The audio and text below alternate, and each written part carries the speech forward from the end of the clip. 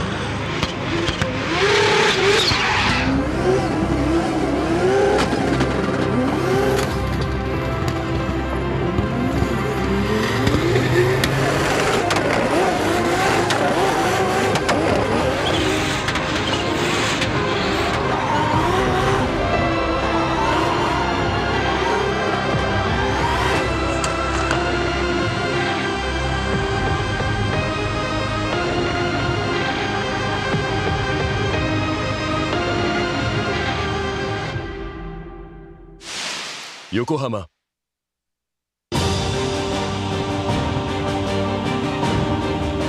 The brightness called brilliant, blinding and vivid, Valentine.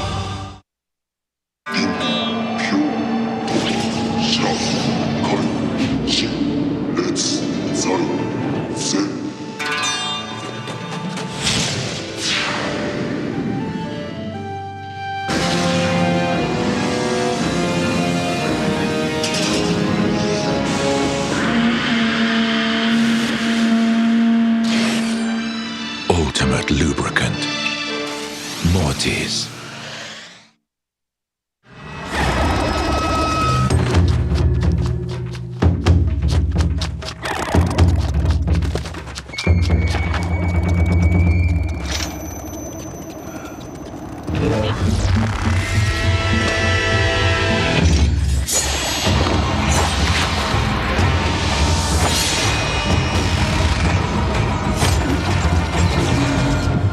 Made in Japan. Breed. 伝統と革新、小倉クラッチのテクノロジーを凝縮、チャンピオンを取るためのクラッチ、小倉レーシングクラッチ ORC。 究極の静かさと安全性、オンロード、オフロード、世界中で活躍するケンダ。その信頼を支える静音性、安定性と対摩耗性、世界が認めた技術と信頼を街乗りである。高品質と納得の価格、タイヤのポテンシャルをあなたに。ケンダ。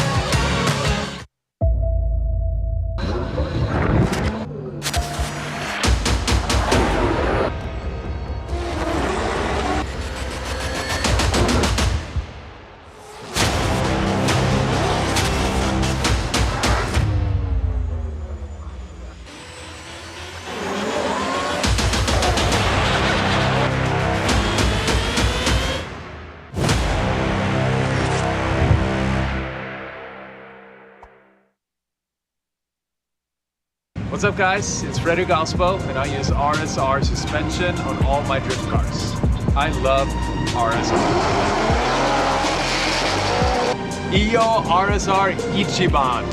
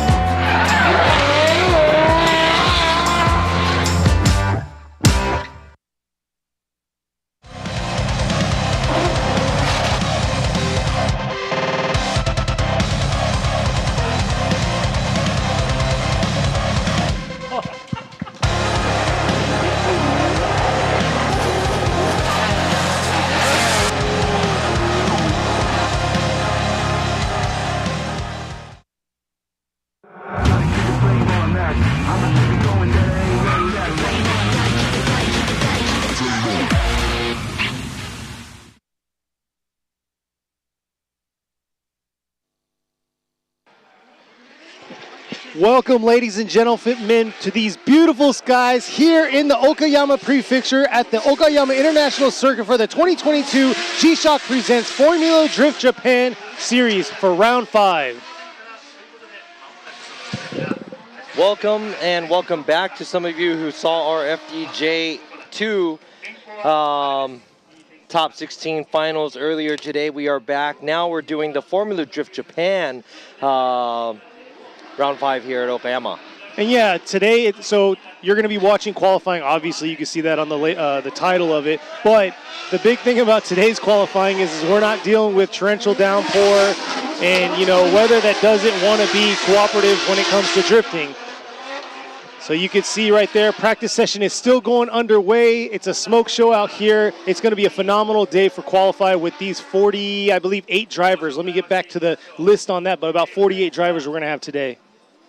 Yeah, we are still missing some of the international drivers that we had previously. But let me go ahead and explain to you right there on the screen. That is Tom Saiba on the right side. He's the Japanese commentator for the Japanese live stream side. And also to the left of him is Yoichi Mamura, which is our FDJ2 judge. He is also the commentator here at the Okayama round. And next to Yoichi Mamura is me, Robin Nishida. I'll be commentating for the English side with Kenny Harris right here by my side. And I'm also going to be judging. Kenny's going to be carrying the live stream for us while we're doing the judging portion of it. And we have one more judge that we have to introduce to you. I don't know if we're going to get him on the screen or not, but we see him on the screen over here, so I don't know if he's going to be on the screen. Maybe not. Hey, but Brian, so we have Brian Egger from all the way on the East Coast in the U.S., where he is going to be remotely judging one of the criteria here for the Okayama round. Yo, and they gave me more responsibility this round, so I get to plug in there those votes. Brian. There he is. Say Brian, what's up. we love you. We miss you. Thanks, Brian. Thank you for joining us. I know it's some awkward time back home for you, but you will be judging the angle portion of this round. And and you also have Irwindale soon after. Real soon. Yep. Yeah, so looking forward to seeing you guys there too. So I'm really excited. But qualify is going to start in a little bit. But the last few drivers of the last practice session is still driving. As you can probably hear in the background. And like I said, we're actually looking at 47 drivers today. Here you go. Here's our Motor Games girls. That's Marina, Miori, Minami, and Miharu. So all their names starts with an M. That's pretty... I don't even know if they tried to make that happen. But these are the girls that will be supporting us. They'll be holding the umbrellas for us when we do the autograph signing and also the award ceremony, so forth. And I think some pit reports too, maybe. Yes.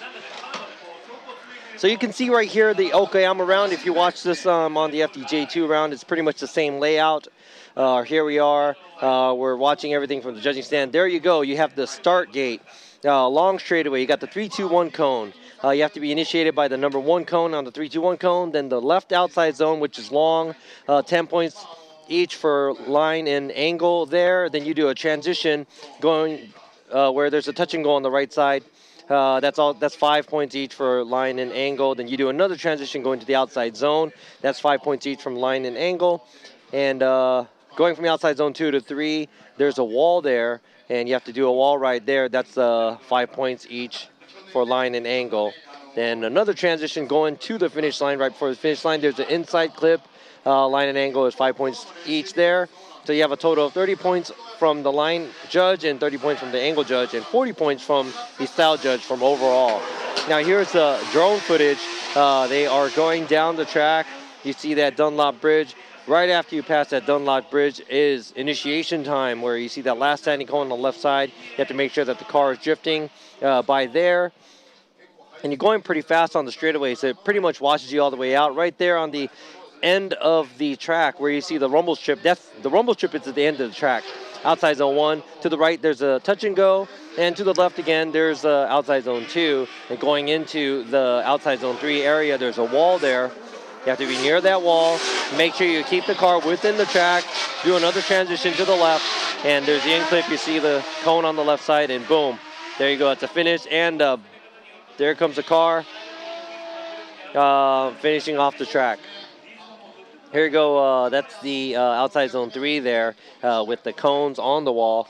They do have to ride the wall there, get as close as possible to get maximum points. Yeah, so the big thing I'm going to highlight, I highlighted in the FDJ2 round, was outer zone 2 to outer zone 3. Once they're coming into that infield, because that's actually technically wasn't really part of the track originally, but they paved it out and they made it so that's what makes the Formula Japan track. But right there, there's actually a little divot there that the drivers you'll see the car get interrupted a little bit whenever they hit that zone. So be cautious of that because I think that's going to be the danger zone. All right, so this is last year's 2021 Okayama round. This is the champ, Koichi Yamashita. He qualified first here. Let's go ahead and check out the number 1 qualifier run. Right there on the outside line. Nice transition, nice and quick. A little late at outside zone 2, but fills the zone pretty well. Fills outside zone 3 pretty well. And here you go, finishing it off, getting close to the inside clips. And boom, that's your highest qualifier from last year. And as you can see, that's a 93-point run. As you can see, these cones are actually moved away from the track now, from practice. And before we used to move it back for the qualify and the tandem competition, but now we just keep them off the track. So the competitors and the drivers knows where the cones are going to be from practice. Currently, this is the rankings right here. You have Matsuyama in the lead at 279. You have Kohashi right behind him with 260 and Kanta at 244. And overall, the points, top 5 competitors right now are kind of like right there in the winnings to see who's going to be the top person for this year's final. We have one more round after this, which is going to be in Fuji Speedway next month. After this round, it's going to be interesting to see who is going to be in the top 5 because the top number 1 points leader right now, Matsuyama, is at 279, and as you see, ex-FDUSA champion Daigo Saito is in 5th place, and he has a 209, so he's about 70 points away. It sounds like a steep, it sounds like a very hard gap to fill, but you never know what's going to happen for drifting until the end. So some of these competitors are still in the championship points race. Interesting to see who's going to come on top after this round. And just like Robbie said, Fuji is going to be next round next month. We're about a month and a half away till that event. But you know what? Why are we even talking about that? We still have to get this underway. So looking forward to these 47 drivers putting in 2 solid qualifier runs. Yesterday, our biggest issue was outer zone 1, but I think today we're not going to have an issue there due to the fact that, dry, beautiful weather out. Yeah, it's not wet, so we got to go here because the light is coming down on us. But let's go ahead and go to the pit report by Marina-chan.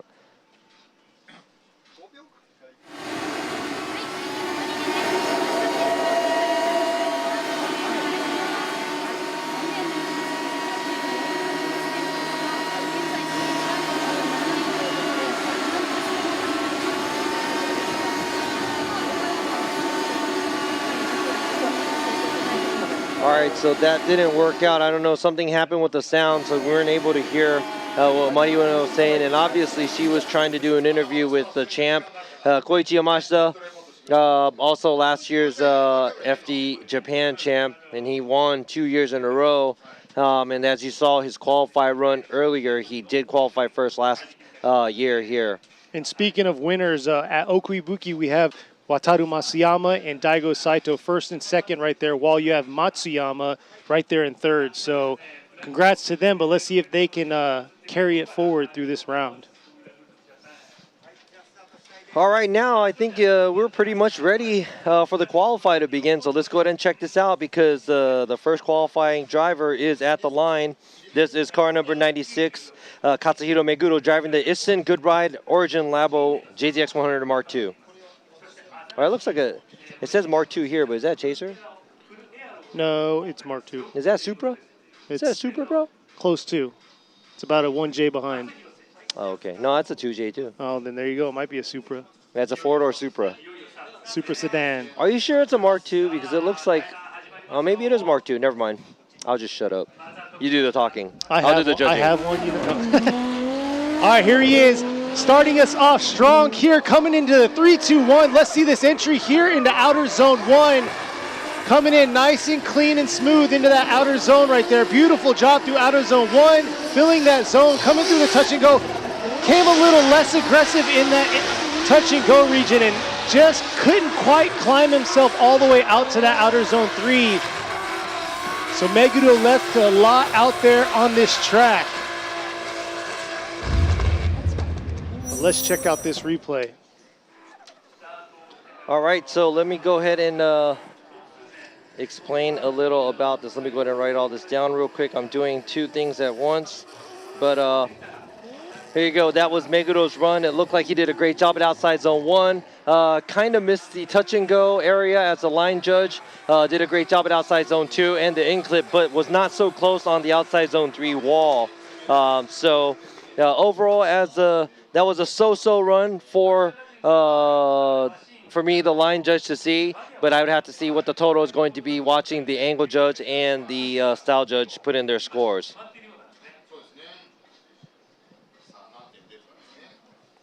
Here you go, the drone footage there. Very easy to see how far he is from the areas where he's supposed to be filling.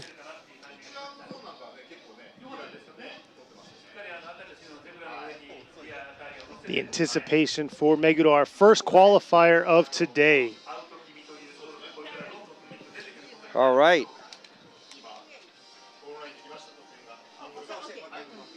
All right, so we got the score from Brian Eggert as well. Thank you very much. This is really hard for us to do. Oh, boom, there he goes, the 77.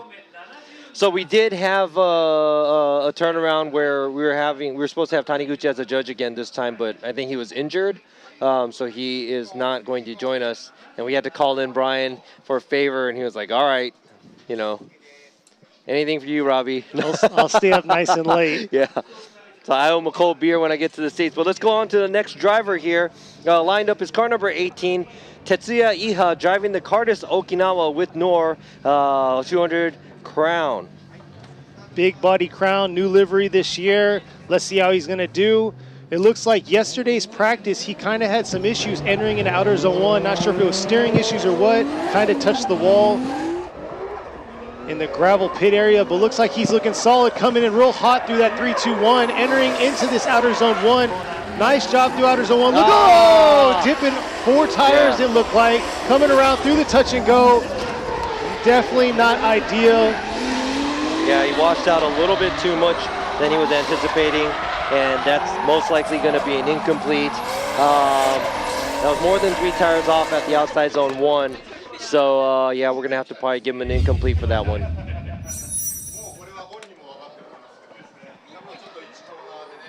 Yeah, a little bit too wide right here and past the rumble strip. Not 4 tires, but 3 tires for sure.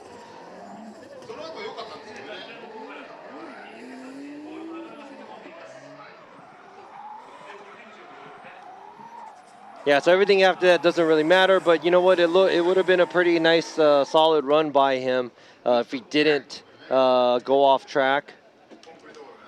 So it's unfortunate for Iha. First run, gets an incomplete. Yeah, that was literally a copy-paste of the issues we had yesterday for a lot of the drivers of falling off line and coming in too hot into outer zone 1. And that caused us to only get 10 drivers out of the 26 we had drivers yesterday. That we had, yeah. I mean, it was wet. I believe that's... It was wet. Yeah, so the weather was definitely not on our side or on the driver's side. So let's go ahead and move on to the next driver, car number 610, Kei Murakami, driving the Village Up JZX 100 Mark II. See how Murakami's going to do on his first qualify run here. Here he is approaching the 3-2-1.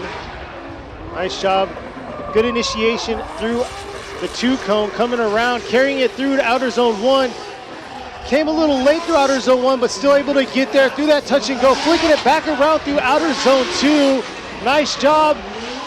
Could have been a little deeper through outer zone 3, but was able to make it through and finish strong through that inside clip.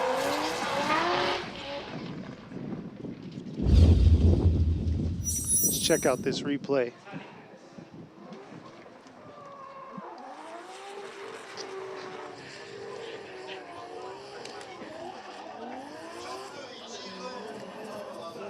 Yeah, so it looks like he didn't go as deep into the outside zone 1.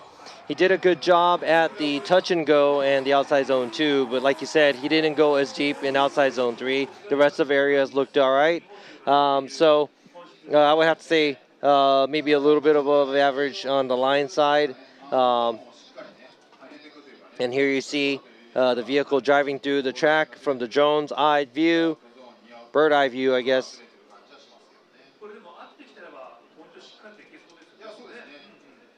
And there you go. I think there's a score from the angle judge as well. So now we would have the total coming up. There you go, 78. Hey, that's 1 point more I gave to him than earlier where Meguro drove. And he got 1 more point higher, so.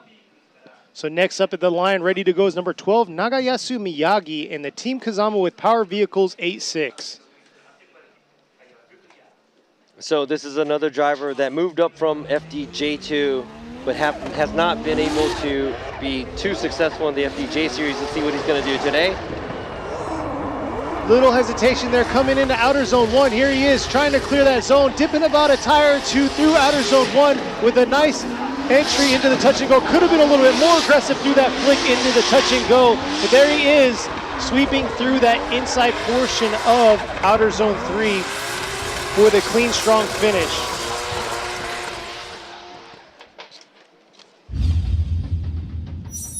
He definitely left a lot in the touch and go in that outer zone 3 region. Let's check out region. Let's check out this replay. Yeah, right there, there's a lot of point deduction there on the outside zone, but the rest of the areas look good. Not super deep on touch and go. Does a good job at outside zone 2. Could have been a little deeper on outside zone 3, I would say, but not bad. And right here, very nice and tight on the inside clip and finishes the run off. And there you go, there's the drone footage.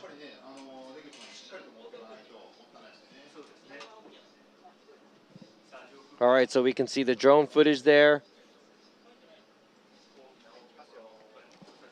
That is Miyagi's first run.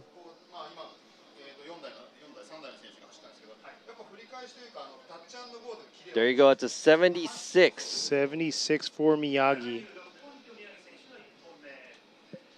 So yeah, dipping the tires off was kind of more of a larger deduction for him on the outside zone 1. You want to make sure you keep the car within the track. Now let's go ahead and move on to the next driver, car number 330, Shigehisa Sasayama, driving the DSL.com JZX 100 Chaser. Here he is coming through the chicane. Yeah, Sasayama last year, he suffered some severe damage here in outer zone 3, but it looks like he's looking pretty solid today. He's got that repping that massive wing on his JZX 100. Here he is. Oh! Looks like he had 3 tires off there through outer zone 1, but we'll have to check out that replay. Coming back around, definitely took a little bit away there from that touch and go to outer zone 2. And yeah, it was pretty deep on that inside clip there. Definitely needs to hug it a little bit more, finishing strong, but unfortunately wasn't able to get there. So definitely left a lot out there for him to collect on his second qualify run.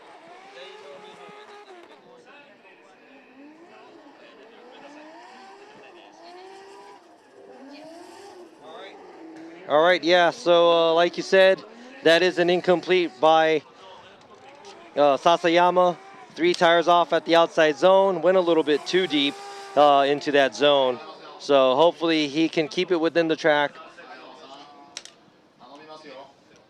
And right there you can see how he dipped the 3 tires.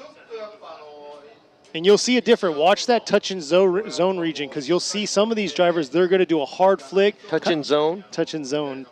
Touch and go region, where you'll see some of the drivers flick real hard, and that's what the judges want to see. Yeah.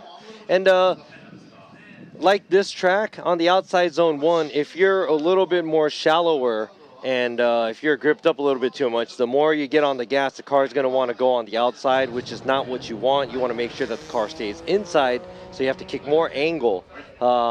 So hopefully we'll see less cars going off the track, but let's go ahead and go to the next driver. Car number 41, Shinichi Uemura, driving the Team Ito Auto Uemura Sangyo JZX100 Chaser. That's a chaser. I know. All right, here he is coming cars. to the 3-2-1. Approaching the outer zone 1 here. Here he is right on the edge of the rumble strip. A little shallow there. Could have been a little bit deeper, but nice job right through the touch and go coming into outer zone 3. Played it a little safe against the wall in outer zone 3 by Uemura.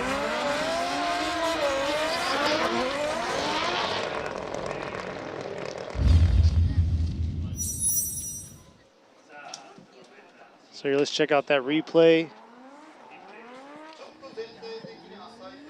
Yeah, so kind of looks shallow overall on angle and line. I'm not the angle judge, so I wouldn't say much more than that, but overall the line, not all the way on the outside where we want him to be. Kind of goes off right there, dips the tire in the inside, which is not a clip there where the transition is after the outside zone 3. But a few smaller mistakes done by Uemura. So hopefully he could clean up, that's the first run, so he has a second run after this. Hopefully he can clean that up a little bit.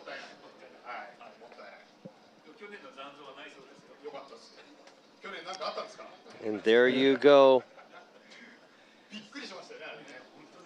It's not, the sun's not beating down on us, but it's nice and cool. This is like breeze. perfect. Yeah, this is like perfect weather for me. It's probably really nice for the cars. Boom, 73 for his first qualify run for Uemura.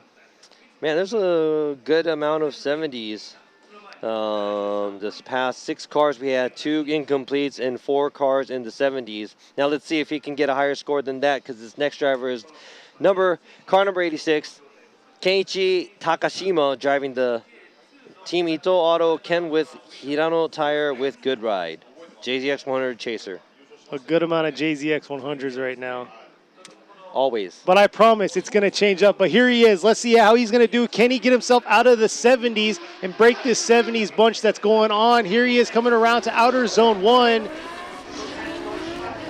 Looks like he got 1 tire right there, dip, but here he is coming around to outer zone, or the touch and go to outer zone 2. Nice job through outer zone 2 here. Swinging it back around against the wall here in outer zone 3. Adjusting a little bit of adjustment right there, leaving that outer zone 3. And nice job through the inside clip. Let's see this replay.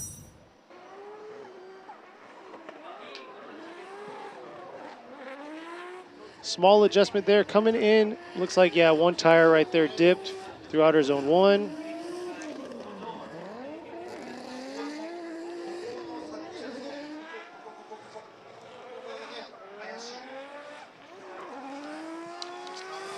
All right, so overall I would have to say, dipping a tire, the timing during the transition and leaving the touch and go area too was a little bit off. Right there, went a little bit too deep into outside zone 1. And right there, kind of left the touch and go a little early, did a great job at outside zone 2. And right there, not enough angle, so it doesn't carry the car all the way where you can get maximum points for lines at the outside zone 3. And everybody does a fairly good job at inside clip, the last inside clip. Yeah, the big thing there you go, 80. So he did break us out of the 70s. And here we are, our first 80-point score. All right, so 80 points. Great job by Takashima.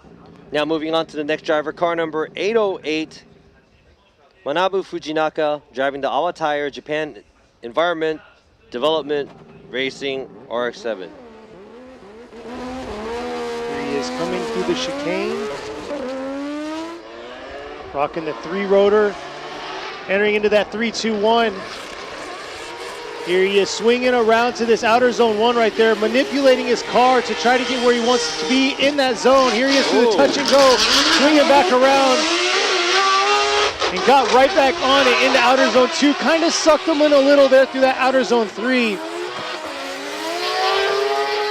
So we'll see. Yeah, he definitely missed the zone of outer zone 3 there once he got right back on it, leaving outer zone 2.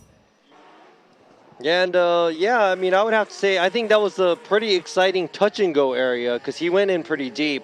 There's a tire off right there. There's a deduction for him outside zone 1. Right there, I like the way he does clear the touch and go, but he stays in a little bit too long where he kind of misses the transition point going to the outside zone 2. But everything else, it looks fairly good. Driven by Fujinaka. Here's the replay going through outer zone 1, through that touch and go. A little bit more aggressive on his flick right there than some of these other drivers that we've seen recently.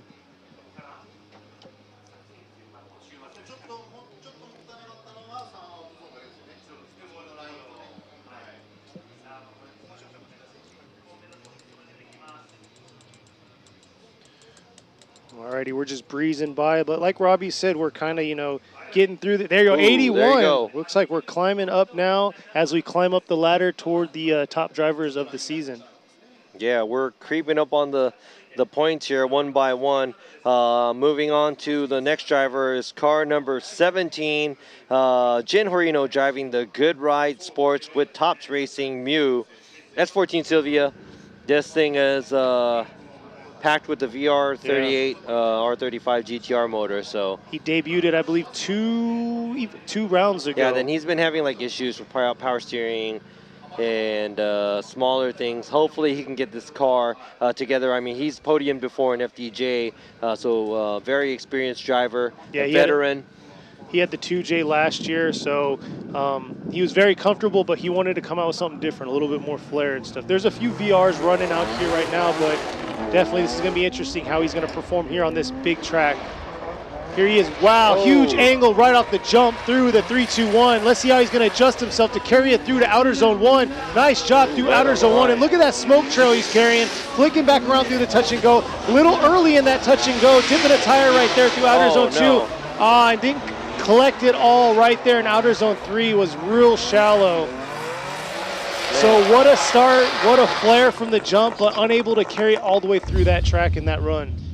All right, so I would have to say very exciting, but kind of all over the place by Horino right here. Outside zone 1, doesn't fill the zone early, kind of goes in late. Doesn't go all the way out in the touch and go. Dips a tire at the outside zone 2, doesn't go deep into outside zone 3 as a line judge I'm speaking. And right here too, a little bit of a space where the in-clip, the front of the car should be at. So, you know, we're just being picky about it because we have to. You know, there's 40 somewhat drivers that are trying to compete for a 32 spot. So we have to give them a critical score overall.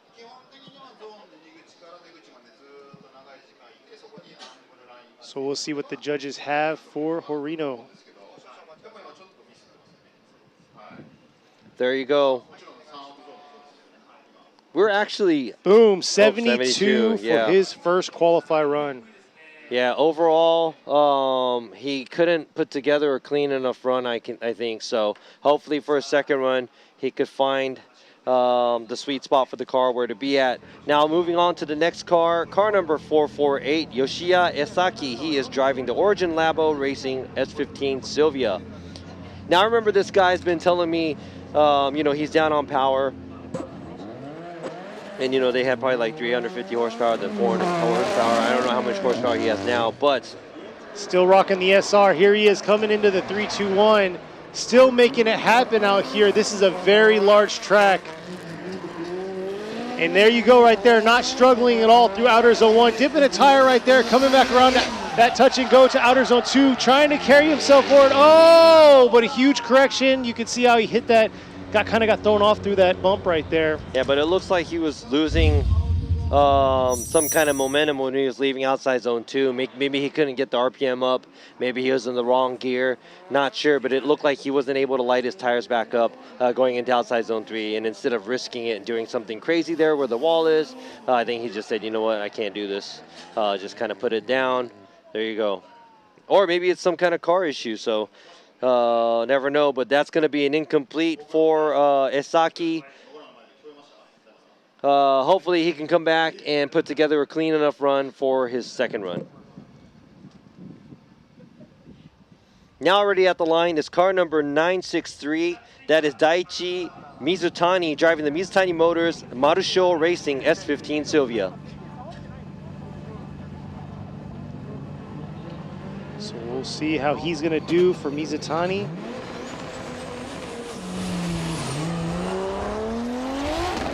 Here he is coming through the chicane, coming up into the 3-2-1. There he is, popping out, ripping around to outer zone 1 here.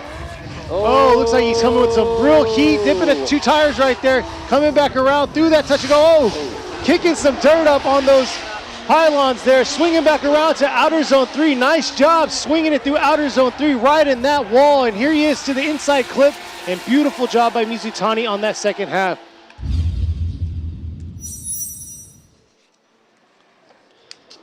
All right, so there were good areas and bad areas on his run right now. Let me go ahead and explain a little to you.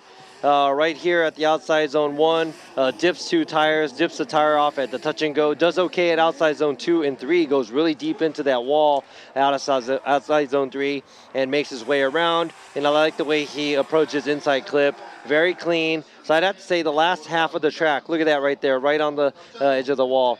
I like the way he did tackle the last half of the track, and that was very nice. He's going to have to work on a little about the outside zone and how he's going to take care of that. Yeah, he definitely left himself a little bit of room to play for the next round of qualifying, especially with outer zone 1. There you go, 77. There you go. If he cleans up the first half of the track, I'm pretty sure his score would bump up way up. I think he's been the deepest in that touch and go so far, kicking the dirt up. Yeah. All right, now we're going to move on to the next driver, car number 88, Ryo Okabe, driving the Team Kazama with Power Vehicles JZX 100 Mark II. Now, this is one of the drivers and one of the first drivers going up from the Team Kazama with Power Vehicles fleet. They have they're rolling 5-6 cars deep. Oh, Miyagi already went, so yes, he is one of the That's 7. Right, one of the 7, yeah. Here he is, look at that, really aggressive right there through that 3-2-1, kicking a little bit of dirt up, coming around to outer zone 1. Dipping a tire or 2 right there, real aggressive through outer zone 1, but here he is trying to collect himself, coming around to outer zone 3 here. And it looks like he held a little bit back through that touch and go. But like Robbie was saying, just a little bit of a gap there through that inside clip at the finish. Yeah, so that's going to hurt him because, that's more than a tire off at outside zone 1. And we want to make sure that, or that was 1.5 tires off at outside zone 1. Doesn't go super deep into the touch and go. And does a transition that's late where he kind of misses the first half of outside zone 2 on the outside. So when a lot of these cars look like they're rushing through the track where we want to see the good amount of angle and make sure they make a transition and a sharp transition where they go all the way to full angle, going to the touch and go in the outside zone 2. A lot of cars look like they're starting to transition and they're not even at full angle before they get to the outside zone 2, like Okabe's case right here. Let's go ahead and see what the total is going to be on his score. There's that drone footage again, that chase. I'm sorry, I'd get dizzy if I did this. There you go, 76 for Okabe's first qualify run. There you go. He's got a little bit of room to work on to get the score a little higher than what he is looking for. So next up at the line is going to be number 80, Yuta Komatsu in the Komatsu Racing Lexus IS. So this IS 350 chassis, I mean, I've seen this car so many times, but it's a good car. It's got a front rack, JZ motor fits right in it, and it's actually pretty light too. Yeah, it's stripped down pretty much down to nothing, and here he is coming through. Look at that hard angle coming into outer zone. Oh, kicking back again, but taken away, not able to get all the way out to outer zone 1, making a huge correction through that outer zone 1. Let's see how he's going to carry the rest of this track. Coming around into this inside clip through the finish. Definitely a different approach from Komatsu that time around. Yeah, so he's leaving a lot of points on the table here because, you know, he does miss a sizable amount of outside zone 1 right there. But he does a good job at the touch and go, And right there, he does okay at the outside zone 2 and around the wall where the outside zone 3 is. But it looks like that disrupt his angle at outside zone 3. So I don't know what the style judge and the angle judge is going to give to him. Let's go ahead and check this out. He has a little bit more space on the outside zone. And right there, does a good job at touch and go in the outside zone 2 area. But approaching everything after that, I would have to say average. He does have some room to better his first run to make a better second run.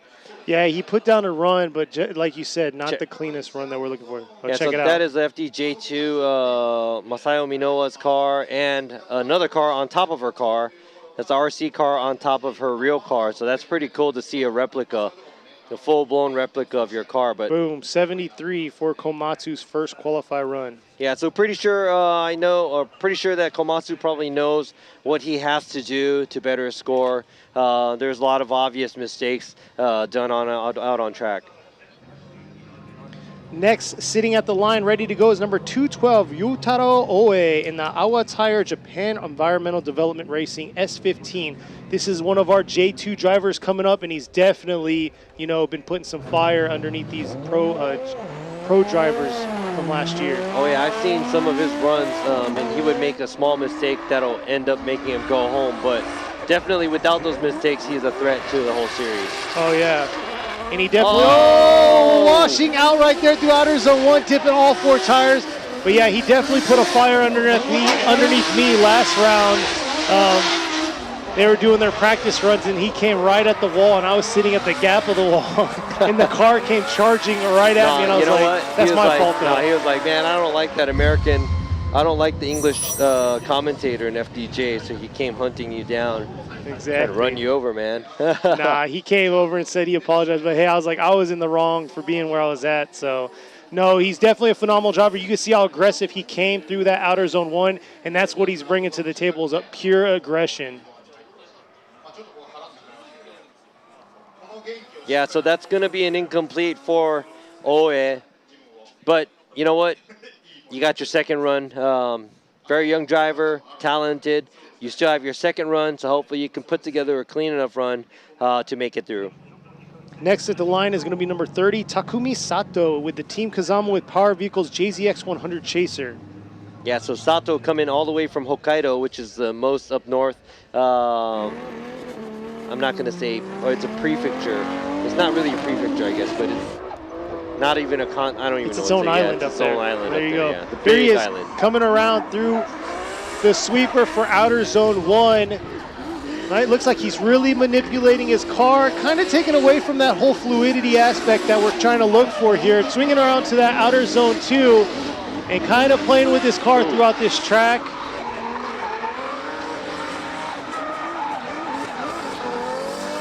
Yeah, not sure if he's having issues right there at the end. You heard the throttle change there, so.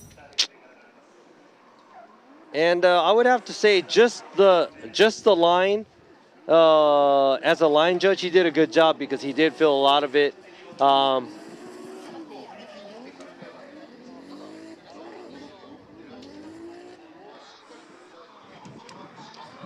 Robbie's correcting it, his final score putting in right now. Here's the overview, best view in the house, the bird's eye view, coming around to outer zone 1. So I had to recheck the replay. He did leave outside zone 1 a little bit earlier than I was thinking, and I saw everything else. He looked like he was doing good, went really close to the wall. Kind of misses the inside clip right there. It's one of those weird wonky lines where you have to kind of drive around and over and into the inside clip right before the finish line. But let's go ahead and check this out. I'm not going to say that's going to be the greatest because maybe the style judge will probably be docking him with some points because there were some areas where he looked like he was unstable, but he did trace the line fairly well and put some good angle. There you go. Boom, 80 for points. his first qualify run. See, like I said, the style judge, he has 10 more points right there he is missing from the style judge, and there's 10 more points from line and angle. So I'm pretty sure that this driver will be able to look up to see what he can do better for the next, the second qualifier run. Next qualifier, ready to go, and at the line is going to be Monkey Ito, number 93, with the Team Hirano tire JZX 100 Chaser. All right, so Ito is also a veteran. And he is about to start his first qualify run. He's coming through the chicane now.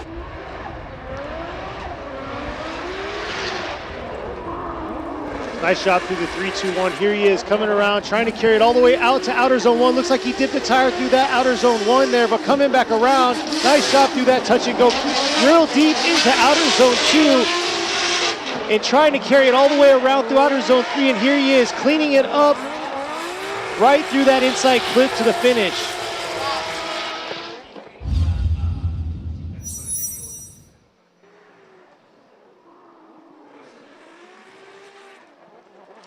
All right, so there you go. I like the way he entered, but he does go a tire off, almost 2 tires off at the outside zone, which is going to hurt him on the score. But the rest of the track, he looks like he is filling the zones fairly well. Outside zone 2, the touch and go in the outside zone 3, and the in clip.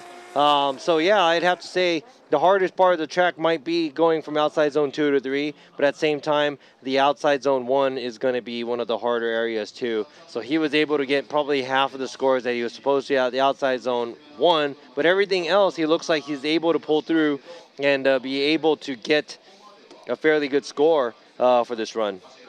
Yeah, and like you said, that initiation 3-2-1 all the way to outer zone 1. There you go, 85. There you go, 85.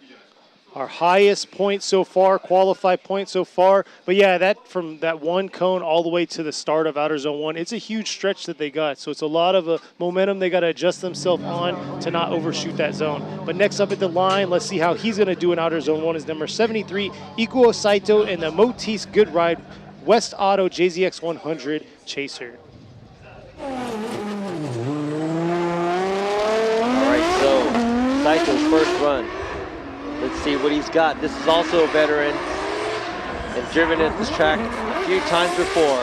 There he is, making a little bit of adjustments coming into outer zone 1. Looks like he's right on the edge with his tire, coming back around through the touch and go. Getting right back on it. Oh!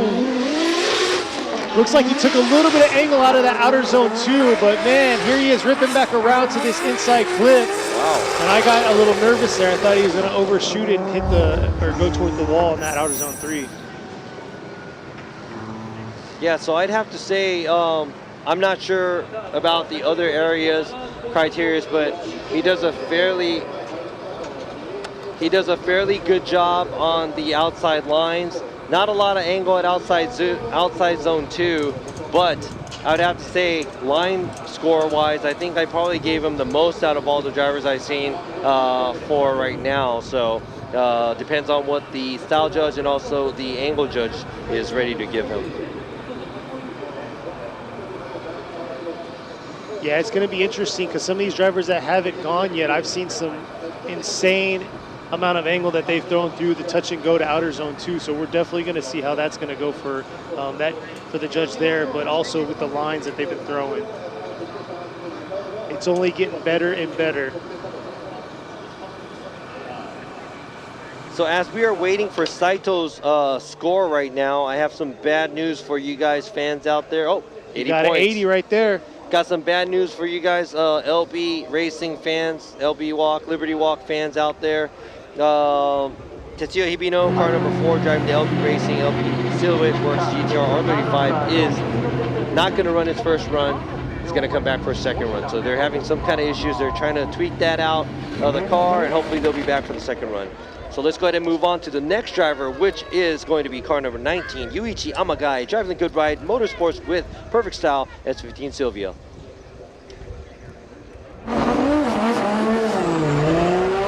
Amagai got that big wang right there, ready to go into this 3-2-1. A lot of development and change throughout his car throughout the last 2 years, and here he is coming around, tweaking himself, adjusting himself, but just able to possibly hold on, dipping 2 tires right there. Coming back around outer zone 2. Woo! Right up against that wall, throwing some smoke here into that inside clip, and wow, really overshooting that inside clip.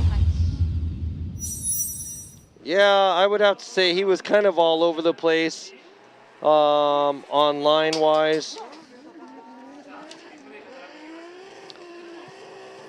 So he did dip 2 tires off, kind of missed touch and go, did a good job at outside zone 2, and by the wall, very nice, but he goes super deep over here, which kind of throws him off the line, and now he does a transition, kind of creeps away from the inside clip, and it looks like he was correcting a lot on his steering, and right there it looks like, I'm not sure if it understeered or something happened after he initiated. He had to do a lot of correction. The line was very small, shallow, going to the outside zone 1 at first. And he tried to play it off to make it go out.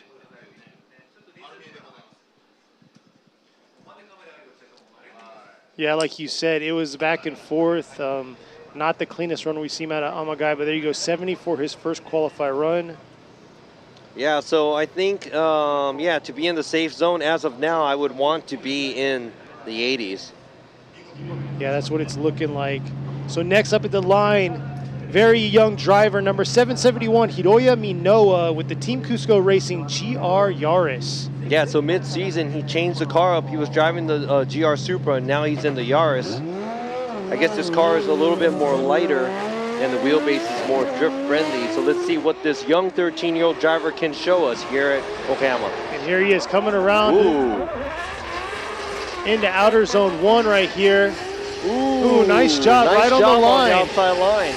Coming back around, and you got to think, there's not much of a rear end on this car, so he's really got to send this car into those zones. And right there, beautiful job riding that wall, swinging back around through this inside clip. And like I said, that takes a lot. That thing has no bumper, so you really have to hug those zones, so you're really backing it in. And here he is. Let's see the replay. Well, as of now, yeah, he has the highest line. He's staying within, does a good job at touch and go. Right here at the transition, a little bit late. He could have been in the zone a little bit earlier, I believe, but does a great job by the wall with this short overhang on the rear. He gets super close to that wall. Check this out on the drone footage here. There you go. Look at that. On the outside, and look at this wall ride where he's super close to the wall. It's funny we talk about this because, you know, just watching him recently through his social media and everything, he's been just practicing riding walls all day long in his Miata, so it obviously is paying off right here. Yeah, he's going to have to thank Daigo Saito with that. Yeah, go check out his social media because he's been riding the wall in his little Miata, tandeming, having practiced tandem battles with Daigo Saito, so definitely, obviously, it's paying off. 91 points! 91 out of a 13-year-old right here today. It's not about the age, it's about, you know... Yep, this is the next generation driver right here. 91 points. I am pretty sure his parents are super proud of him. I mean, I would be. Next up on the line, ready to go, is number 125, Yoshichika Tamagawa in his Car Guy Racing JZA80 Supra. Now, I'm pretty sure he knows, you know, the spotter's probably saying, hey, you know, Minoa just got a 91, so he's probably like, all right, let me show you guys what I got too in this Supra. Oh, here he is coming around into the 3-2-1. Let's see if he can carry on this heightness right got going on. Here he is coming in outer zone 1. Nice job, beautiful job through outer zone 1. Let's see how he's going to transition through this touch and go. Oh man, he's really showing us what is up, coming around to that outer zone 3. And man, Tamagawa, once again, he is impressing us with his driving. We'll see what the judges have. Wow, that was another pretty good run done by Tamagawa. The way he goes into the outside zone, it looks like he starts to go into the outside zone a little late. And right here, he doesn't rotate as quickly, so he doesn't make his rear end come out as much at the outside zone 2. But does a good job at outside zone 3. And he could have went a little bit more closer to the inside clip, but fair enough, good enough. And that's a good, sizable score right there. And I'm pretty sure this is going to be... this is not going to be a score that's going to be in the 70s. Yeah, back-to-back solid runs right there. Gets pretty close. He still has maybe like a foot or so at the wall, but that's less than a meter. That's like 30 centimeters, which is about a foot. So Yeah, he's definitely going to have a pretty solid score here.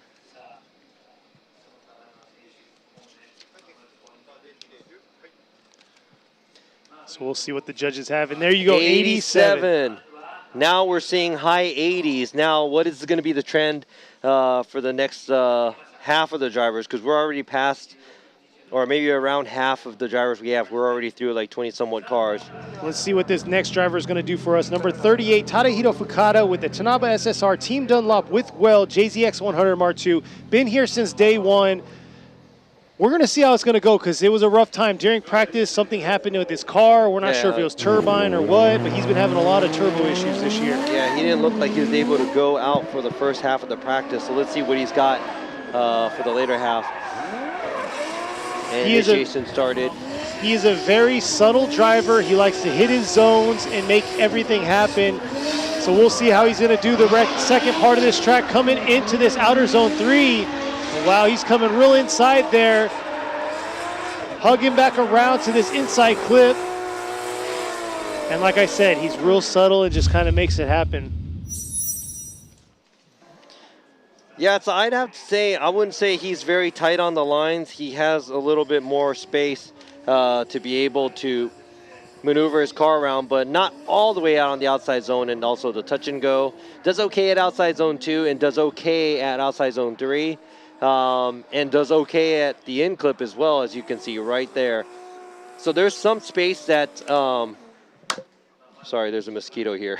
There's some space that Fukada can maneuver the car around a little bit more, but overall I would have to say an average run for the line side of it. Yeah, big thing with Fukada. He's been here since day one, been to every event. And I'd have to say the way he initiates too, if I was a style judge, boom, there you go, 79. So as the way he initiates too, it's not snappy. It's very, how can I say it? It's low energy, I would have to say. But I think he's trying to just make sure that he gets a score in for his first run. Next at the line, another Team Kazama with Power Vehicles car. It's number 75, Koji Nagase, moving up from FDJ2 here in the JZX 100 Chaser. He's definitely made a statement for himself. And he's a little ahead than the middle of the pack right now, so let's see how he's going to do on his first qualify run. He was very aggressive in FDJ2. Let's see how he's going to do here. He was able to drive here at Okayama last year. Oh, came a little bit too hot through that outer zone 1, dipping 2 tires right there, coming back around. Yeah, definitely needs to clean that first half of the track up, but looks like that outer zone 3 looked pretty clean coming around into this inside clip.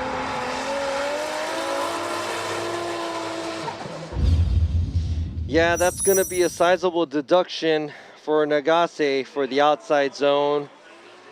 I would have to say, there you go, that's 2 tires off, almost 3 right there. And yeah, it does a transition a little bit too early.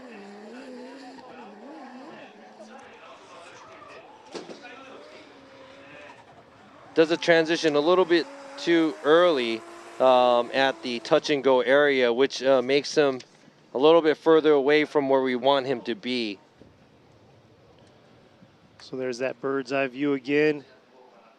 Right there, the grandstands where outer zone 2 is, swinging back around.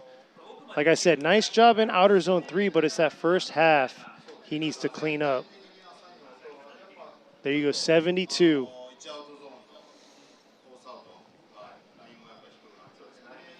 Yeah, so he just have to clean up his line. All these drivers, I'm pretty sure after their run, they know what they have to do to improve for their second run. Next at the line is number 24, Takatoshi Imamaida in his 5X Tire Navigate Penske KRC MJC S14. And look at that wing right there. Ready to go to make it happen. Phenomenal driver, very aggressive driver. Here he is coming up the straightaway into the 3-2-1. Carrying a lot of momentum around, coming into outer zone 1. Oh, it's just too much. Oh! Whoa. Way too much momentum. I think he caught air. Yeah, I mean, he's got a giant wing, so yeah. Yeah, he caught air. I mean, you know, he needs like an airline company sponsor or something, but.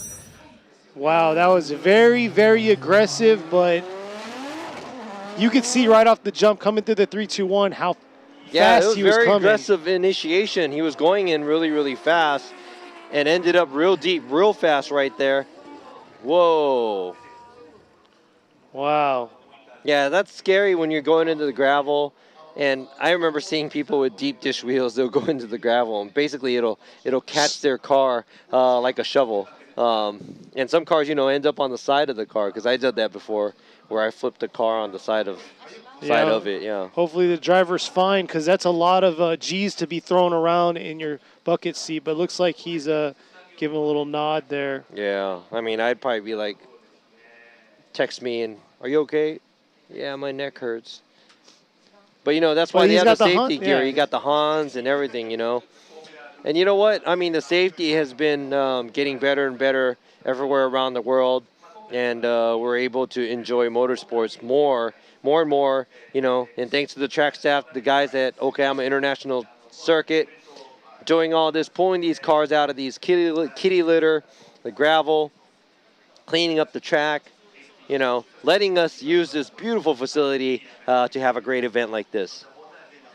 Yeah, we've talked about it before. This is just a small quarter portion, not even quarter, eighth of a portion of the track here. This is a 2.3 mile international circuit. They host Super GT here. They host different types of other races that go on here. And at one point, this was actually an F1 track it was mid-90s, I believe, is when they hosted it. Yeah, so the facility has its own lodging, and we were always talking about, maybe maybe some of the old school F1 drivers actually stayed in these lodges that we stay in now. I never said any of that, but... but he is right. Well, it's kind of old now. Yeah, the lodging is right on premise. It's very convenient, especially since Okayama is located in like a mountain region, and it's way up. It takes 30, 40 minutes to get down to the actual city area. Yo, man, homie's digging for gold, man. Yeah, so hands down to these trackside workers. Thanks for doing all this. Hopefully we can get this car out of there as soon as possible. Yeah, and so hopefully Imamaida's team can actually get this back together, squared away. But we'll see what's going to happen here. All right, so it's going to be a minute for them to dig the car out of there. We're going to take a short break. We'll be right back.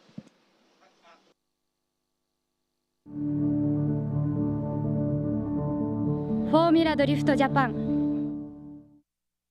革新のカーボンベゼル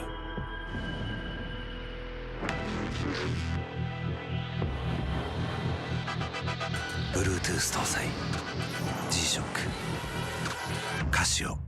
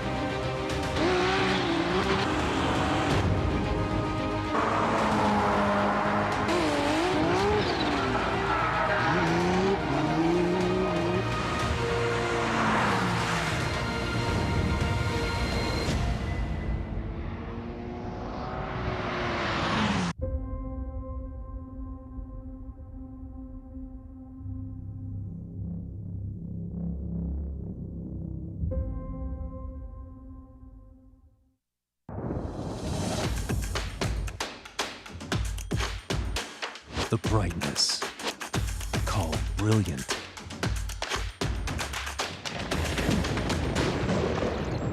Valenty,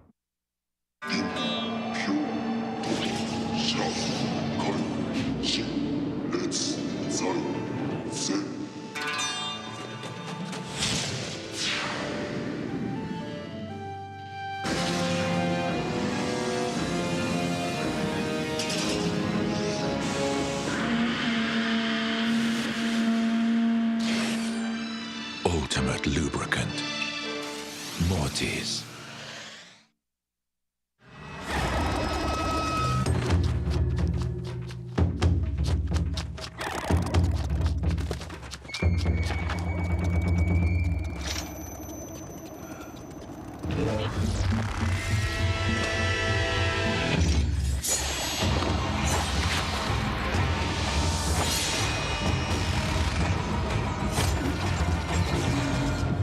Made in Japan. Breed. 伝統と革新小倉クラッチのテクノロジーを凝縮チャンピオンを取るためのクラッチ小倉レーシングクラッチ ORC 究極の静かさと安全性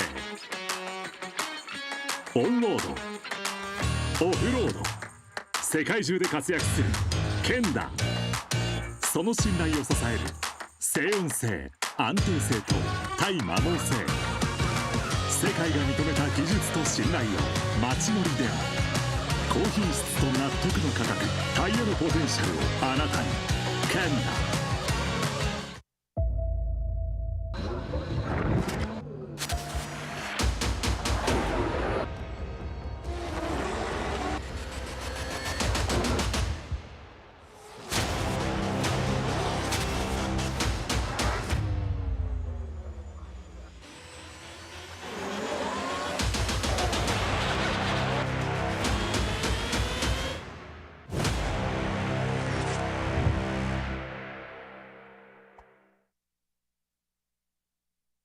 What's up, guys? It's Frederick Ospo, and I use RSR suspension on all my drift cars. I love RSR. Iyo RSR Ichiban.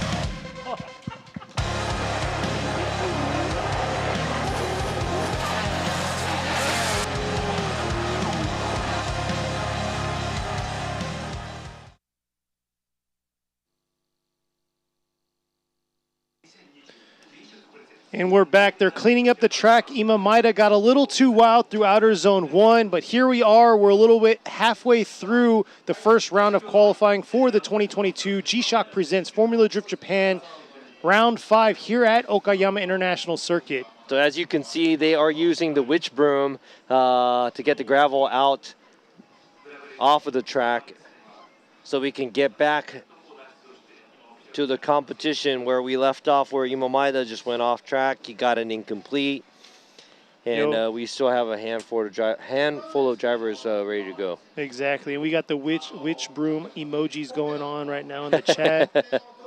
You know, we're trying to be in the spirit. It's October. Halloween's right around the corner. 22 more cars to go. We are a little past halfway through the 40 somewhat drivers that we had. 47. 47 drivers, yeah. So we already had 25 drivers. Currently, looking back at the scores that we have the 13-year-old Hiroya Minoa from Team Cusco Racing. He has a 91. He's the only one that made it into the 90s.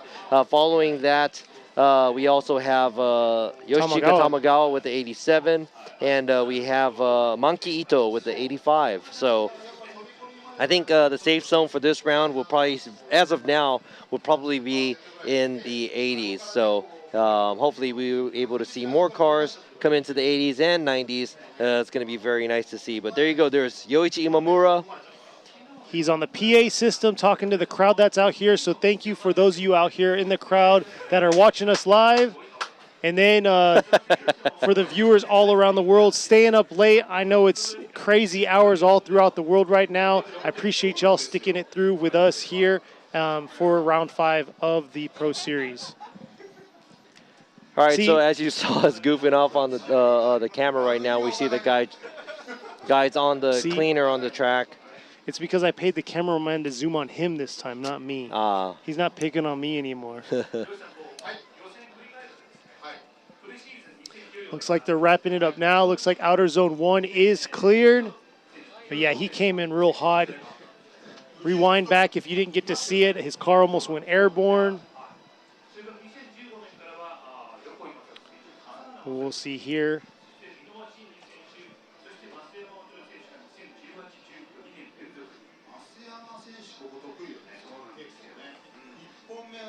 Yeah, we have some hot ticket drivers still up in the top standings for the first round of qualify.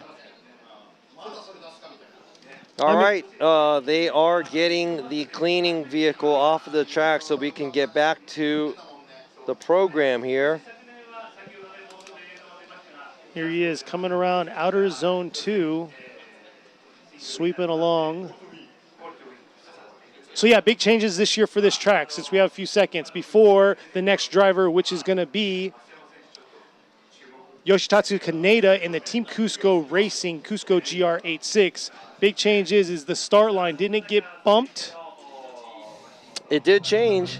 So I'm not going to say how, but yes, it did change from last year. So it's a little bit different from last year. And then the washout point right before the wall is now paved. It used to have that gravel pit right there. So it won't save you there. You don't want to go out there in between outside zone 2 to 3 because that's the danger zone.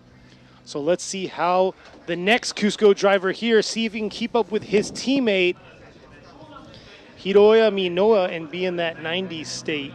So Kaneda right here is a runner-up from the FDJ2 series of last year.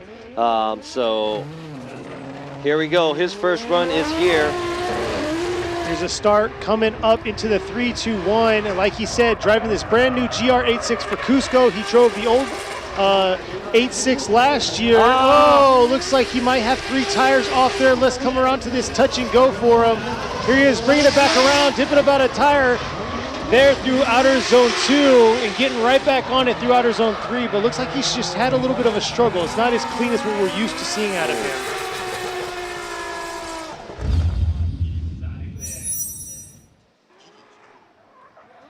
All right, so we're going to have to make sure that he's not incompleting right there with the 3rd tire. Oh, yeah, on the replay, it looks like he incompleted because that was 3 tires off. Man, what a way to not get a score, went in a little too hot. And that area is really hard because it's almost like they have to make a turn around there. They're going too straight. How can I say it? They have to throw the car and use the angle to slow the car down, but basically they're not throwing as much angle. They're going straight out and trying to slow the car down, which maybe makes the car dive out a little bit too much, where they should be throwing a little bit more angle and, you know, keeping the car in the track. So unfortunate for Kaneda, his first run, that's going to be an incomplete, 3 tires off. So let's go ahead and move on to the next driver. Next driver up at the line is number 3, Junya Ishikawa in the Hiroshima Toyota Team Droopy brand new GR86. Yeah, so we got quite a few GR86s, and they're all feeling, they all seem like they're getting comfortable in these chassis real quick. But yeah, this one I believe is 2 GR, or is it 1? I gotta go back and look. Here he is coming around to outer zone 1. Nice job through outer zone 1. Here he's coming real hot through this touch and go. Gotta catch it back around through outer zone 2 to make it through outer zone 3 there, right in that wall. Coming out very strong through. And was a little deep there on that inside clip. Yeah, so he did lose some point at the first outside zone because he didn't go into the zone as early, but it looks like he handled the rest of the outside zones. The touch and go did okay. Outside zone 2 did a good job. Did get close enough to the outside zone 3 where the wall is. And right here, he could have been a little closer on the inside clip. But overall, it looks like he's swinging the car around. It looks very exciting. So looking forward to seeing what his score is going to be like.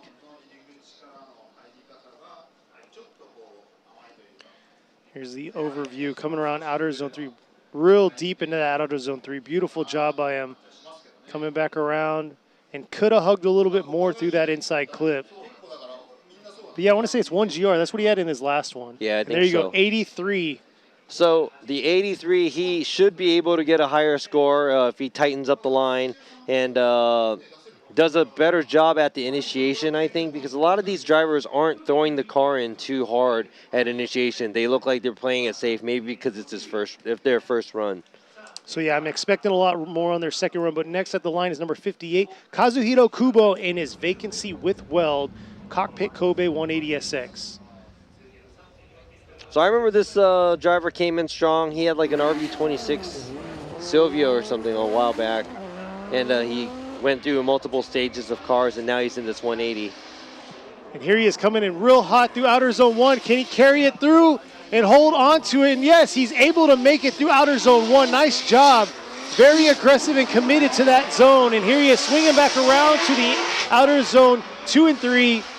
Could have been a little deeper through outer zone 3, but here he is finishing strong into that inside clip, which once again, he kind of left the same gap that Ishikawa did. Yeah, so I'd say he did go in pretty deep at the outside zone 1, but didn't go into the zone until a little bit later. Now, this is what I'm talking about, where these drivers are going straight to the middle of the outside zone 1, where we want them to be on angle, filling the zone from the beginning. From beginning to end. And right here, see, they're diving in, they're going straight in, and pretty much missing the, that probably cost him like 2-3 points right there for not filling the outside zone from the beginning. And then you can see right there, outer zone 3, he left a lot of gap there against the wall on himself.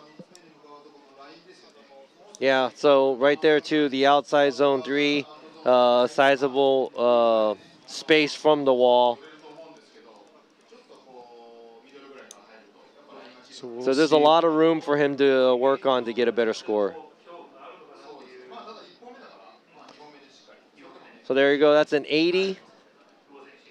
80 for Kubo's first qualify run.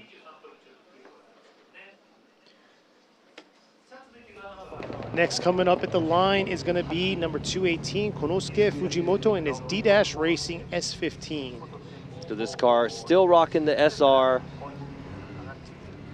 I think he had contact with the wall at Okuibuki last round and didn't do so well. Hopefully he can redeem himself by coming in. Yeah, looks like they repaired his rear damage that he had to the wall. And like you said, he's got the VE SR head. Here he is coming around. Looks like he dipped right there a little bit coming into this outer zone 1. Oh, Joe! Huge straightening right there, leaving outer zone 1. And yeah, left everybody in suspense there through that zone.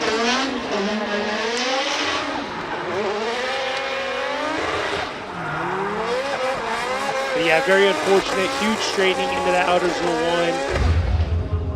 1. Yeah, so once again, right here, I think the way he wanted to fill the zone, he would have to, the way his car is set up, he would have had to initiate from that dirt area. He took himself to the outside, where the 1321 cone is.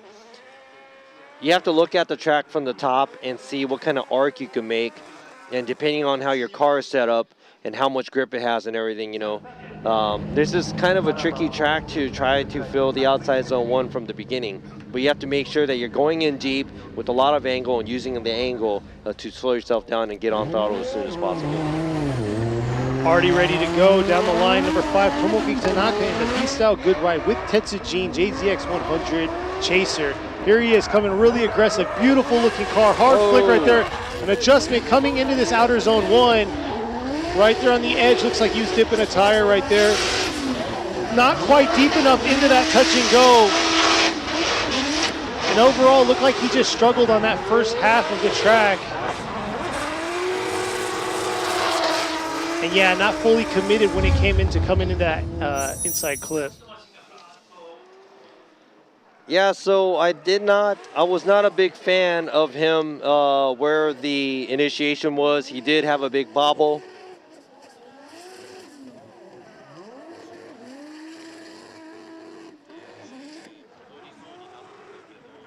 Coming around there, hard angle, but then here's where he kind of...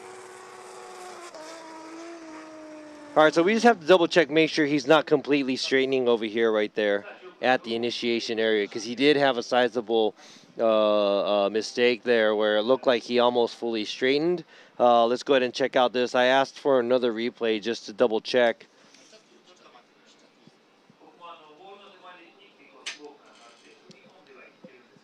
All right, right here. Let's go ahead and check this out. Boom.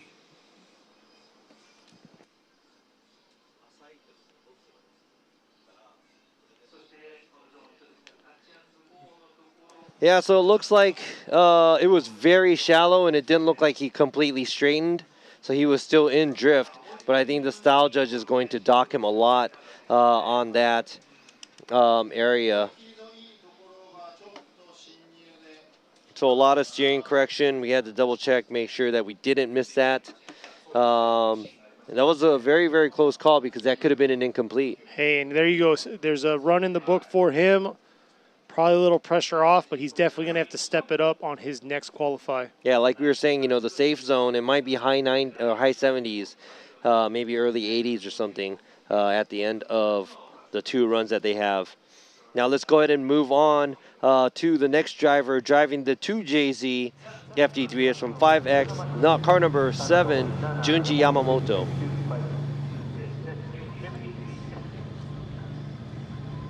Yamamoto more and more moving on higher up in the rankings. Yeah, because he made it to the top 8 for semifinals. Last round, yeah. So yeah, he's definitely stepping it up. Taking it as vice, coming around to outer zone 1. Nice job through outer zone 1. Looks like he's dipping a tire right there, but man, look at the smoke trail he's given off through outer zone 1 in the touch and go. Here he is ripping back around through that outer zone 3 and collecting himself here through the finish. All right, so I'd have to say, adding in all the outside zones and the in clips that are on the track, it looks like Yamamoto does a fairly good job. He does go 2 tires off, actually. Yeah, 2 tires off. Able to fill 2 and 3 right there. Yeah, on the outside zone, he did dip 2 tires over there, so I have to give him a deduction for that as a line judge. But overall, everything else, it looks like he fills the zone fairly well. So I'd have to say an okay job, an average score from the line judge. But, I'd have to say, this driver has been, competing for quite a time, but I see him getting better and better every round. Boom, 82 for his first qualifier run.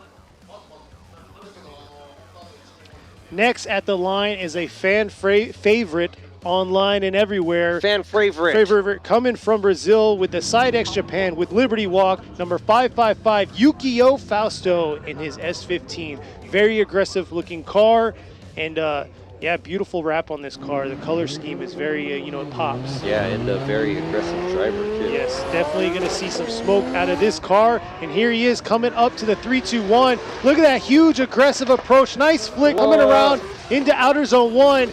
And there you go, the smoke trail starts. A little shallow in outer zone 1, flicking back around through that touch and go into outer zone 2 here. And here he comes real aggressive into that outer zone 3. Did he tap the wall? It was very close. And there you go right there. Look at the drone fall right behind too. Man, the footage on that's going to be pretty amazing. Or if you can even see it through the clouds. Yeah, let me go ahead and I have to check the replay again. I think the only mistake that I see as a line judge, he does fill the outside zone from early, but he does leave it early too. So that's going to be a deduction there. That's going to be a deduction, and I think that's probably the only area. Everything else, it looks like he fills very well. But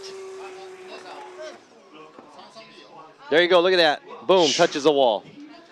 Nice job. Very aggressive through that zone. And that is that's what we always expect out of him. Yeah, so I think I gave him a full score online other than the outside zone 1. I had to give him a deduction there because he left the zone too early. So we'll see what the rest, let's see what the style judge has for him. There you go, 87. Still an 87. Just imagine if he didn't leave the zone earlier, that would have been probably a 90-point run. Yeah, for sure. Next up, ready to go, number 888, Kenji Yamamoto, or Yamada. There he's waving to the camera. With the Larada Club Racing S15. So still rocking the SR20 or a 2.2, I think. But SR22, here he is coming around through the 3-2-1. Very aggressive here, coming into outer zone 1. Here he is. Look at that momentum he's carrying through that touch and go, ripping back around. Could have been a little deeper into outer zone 2, but able to carry it all the way out to that outer zone 3. A nice job through that inside clip with a strong finish.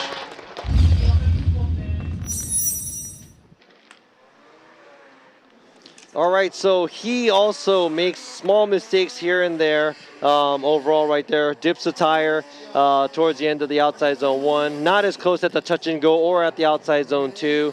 Has a little bit of space. Also has a little space at outside zone 3 as well. So he's not super tight on the line overall through the track.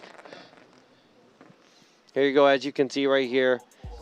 Doesn't get into the outside zone 1 as early as he's supposed to be. And right there, not close to the touch and go.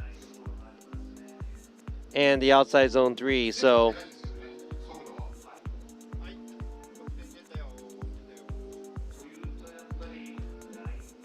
There you go, 80 for his first qualify run.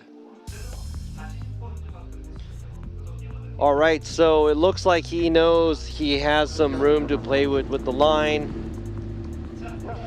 Let's see how Ishikawa's teammate's gonna do.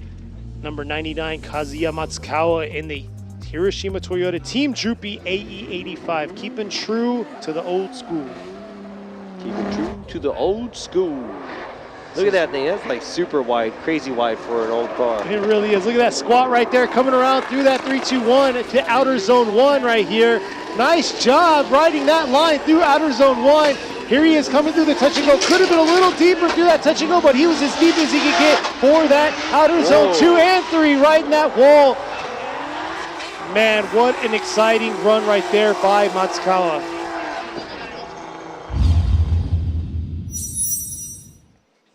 Well, so I'd have to say he zipped right through. I want to go ahead and double check on a couple of things right here.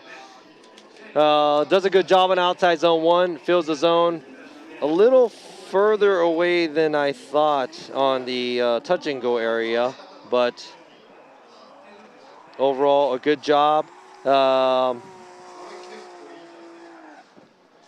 Matsukawa. And here you go, you can see the overview and see how close he got here. Let's see how close he got through outer zone 3, because outer zone 2 he was right on the edge. Wow, right up against the wall. Here you go. Yeah, there you go. I guess he had a few, like about 6 inches left, but still. So obviously he got a full score there and a full score at the inside clip as well. So, oh, there you go, 88. Man, nice job. 88 by Matsukawa. Not bad for a first qualify run. Definitely am going to expecting some heat next run because he's already got a pretty solid one in the books. Next at the line is going to be number 666, Shunichi Shimano, and his Vittor Racing with Chari Boy style, 1 via. Got that angry look right there going on with his 1 via. Let's see how he's going to perform here on his first qualify run.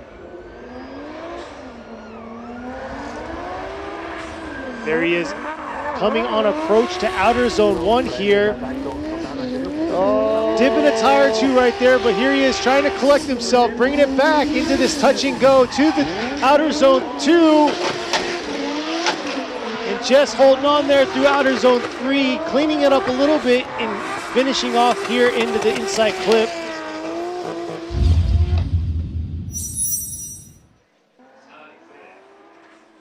Just have to double check on some of the points right here.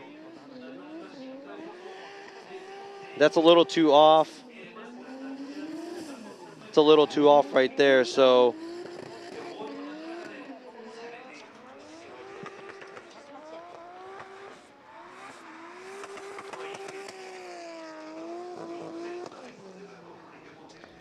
Looks like we're ready to go with the scores for him. And there you go. You can see the trail by the drone crew. There you go. Almost 2 tires off outside zone 1. A little off on the touch and go area and late going into the outside zone 2 area too. And I'd have to say that wasn't on the wall, very close to the wall in the outside zone 3, but I'd have to say above average on the line overall. And there you go. It's an 84 for Shuichi Mano.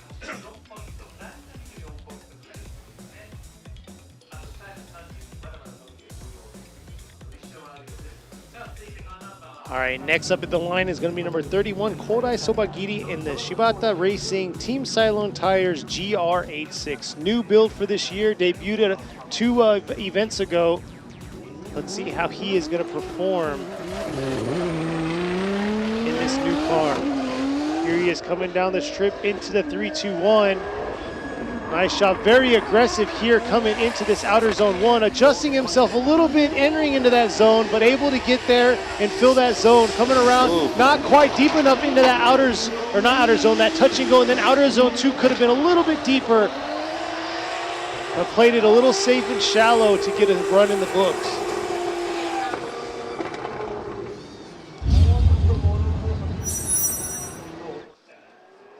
So let's see here. So right here,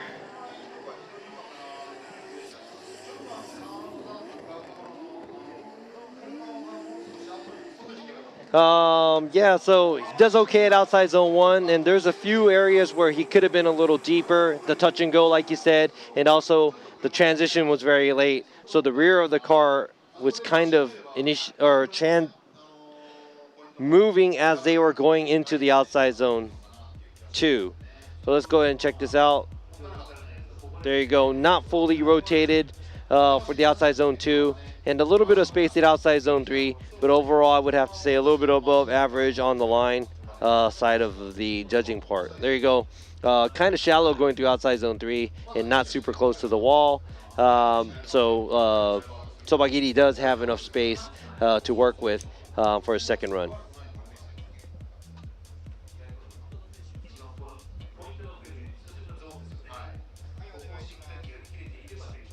There you go, 77 points. Yeah, he definitely left a lot out there to improve for his second qualifying run. It was a very safe run by him. It yeah, wasn't I would have to say not aggressive. Yeah. All right, so the next driver is car number 77, Yusuke Kusaba. How well is he going to drive compared to his other team, Cusco Racing buddies, that have already made the runs? Last year he was in the brand new Supra, but here he is. He says he loves this build, loves this chassis. Let's see how much he loves it here on his first qualified run. Leaving that 3-2-1, coming around to this outer zone 1.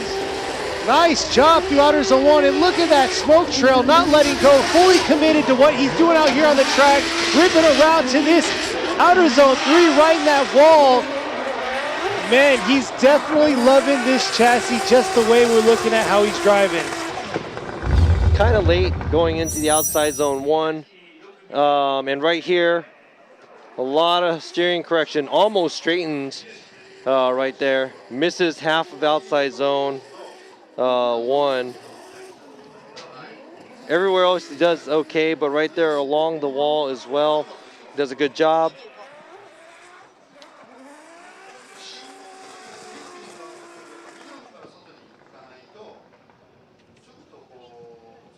Here's the view from top.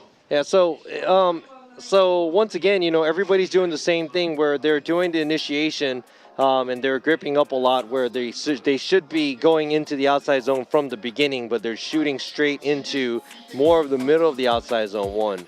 And, you know, pretty much that's the easier way out, where if you get in a little deeper and throw the car a little bit more to the outside to start the outside zone 1, it'll be a lot better. There you go, 81 for his first qualify run.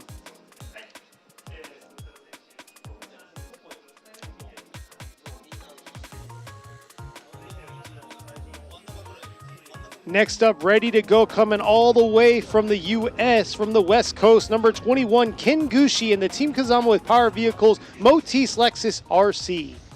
So, Formula Drift USA driver who just won the Utah round. He did. Last time, so congrats. Let's see how he's going to do here for qualify. Looks like he's smoking early on.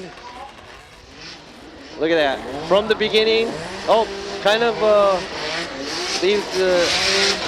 Coming back around to outer zone 2 there.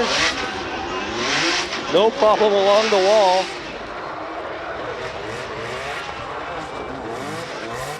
There he is, strong finish by Ken Gushi. It looks like the car was a little hesitant and not cooperating all the way, and it looks like a very, very heavy car where he's throwing the car around. And right there, not as nimble going through the outside zone 2, but a great job at outside zone 3. I'm not sure if he nicked the wall or not. It looked like there was a correction there. But overall, I would have to say above average run by Ken Gushi. Yeah, that car just looks massive on that track, and he's definitely throwing it around. Sun's starting to come out.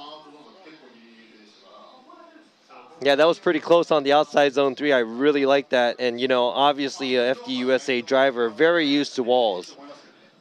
Yeah, it's something we don't see too much of out here for... And look at this. I like the way he starts to fill the outside zone 1 fairly earlier than a lot of the drivers where they go in a little bit more deeper. And right there, doesn't fill outside zone 2 as much. Look at that. Boom. Right on the wall. That's pretty ballsy to do. Yeah. Man. 81 for his first qualify run.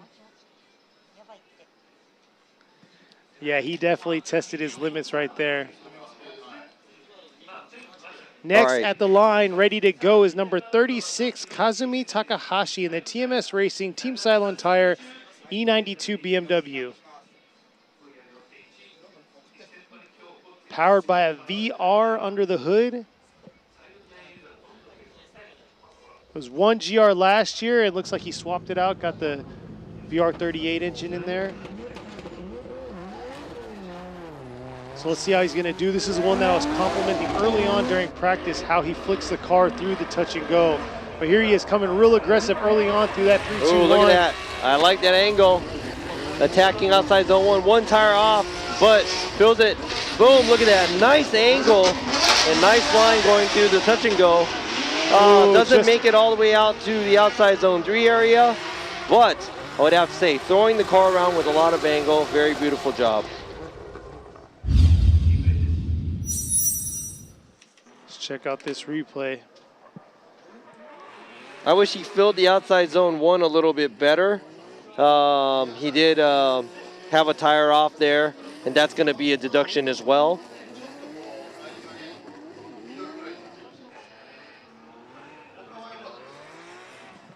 And right there, I like the way he kicks that angle, very sharp. and very stylish. So I'd have to say the style judge is probably going to give him a fairly good score as well. Yeah, definitely from his practice runs, it looks like he took a little bit of away from what I'm used to. Ooh.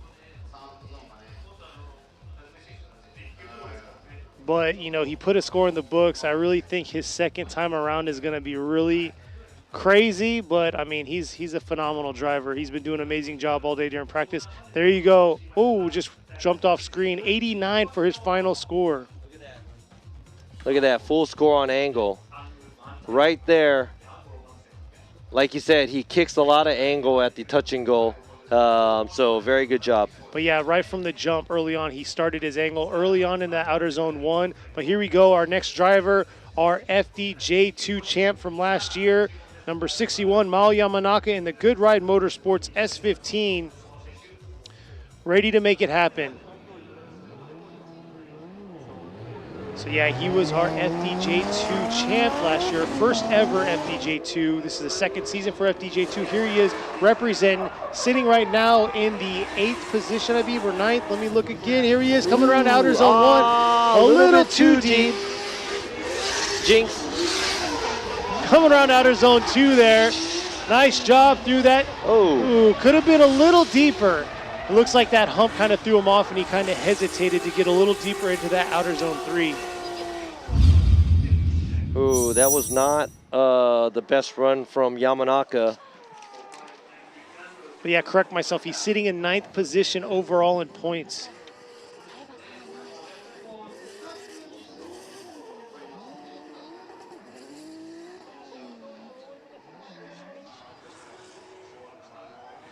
So right there, solid finish right there. It could have been a little closer in on that inside clip.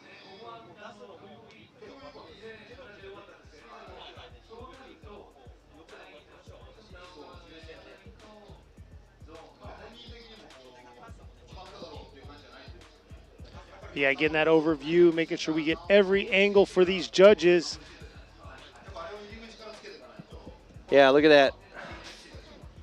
Kind of far from outside zone 3. Yeah, and then that inside clip, he could have been a little bit further in. There you go, 80 for his first qualify run. Wow, yeah, so I'd have to say, I mean, that's an 80 with the line like that. You know, it's good to go. Or he has a lot of room to go. But next driver, car number 23, Yuji Saito, driving the Car Shop Glitter VR38 S15. Very aggressive driver here. Let's see how he's going to perform on his first qualify run. It looks like he's coming with a lot of aggression, coming through that 3-2-1, bringing in some heat. Swinging around. There you go, nice. Early on right there, but looks like he made a little adjustment toward the back end of that outer zone, or that last end of that outer zone 1. And then the touch and go. Look at that VR just screaming through the second half of that track.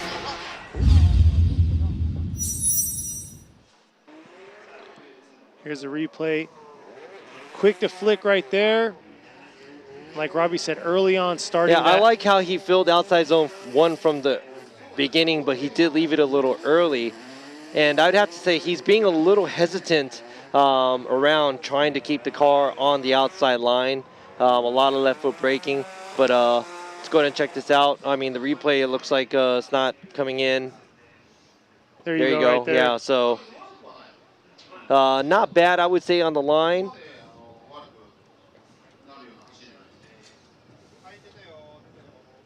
There you go. There you go, 85 for his first qualify run. Wow, 85.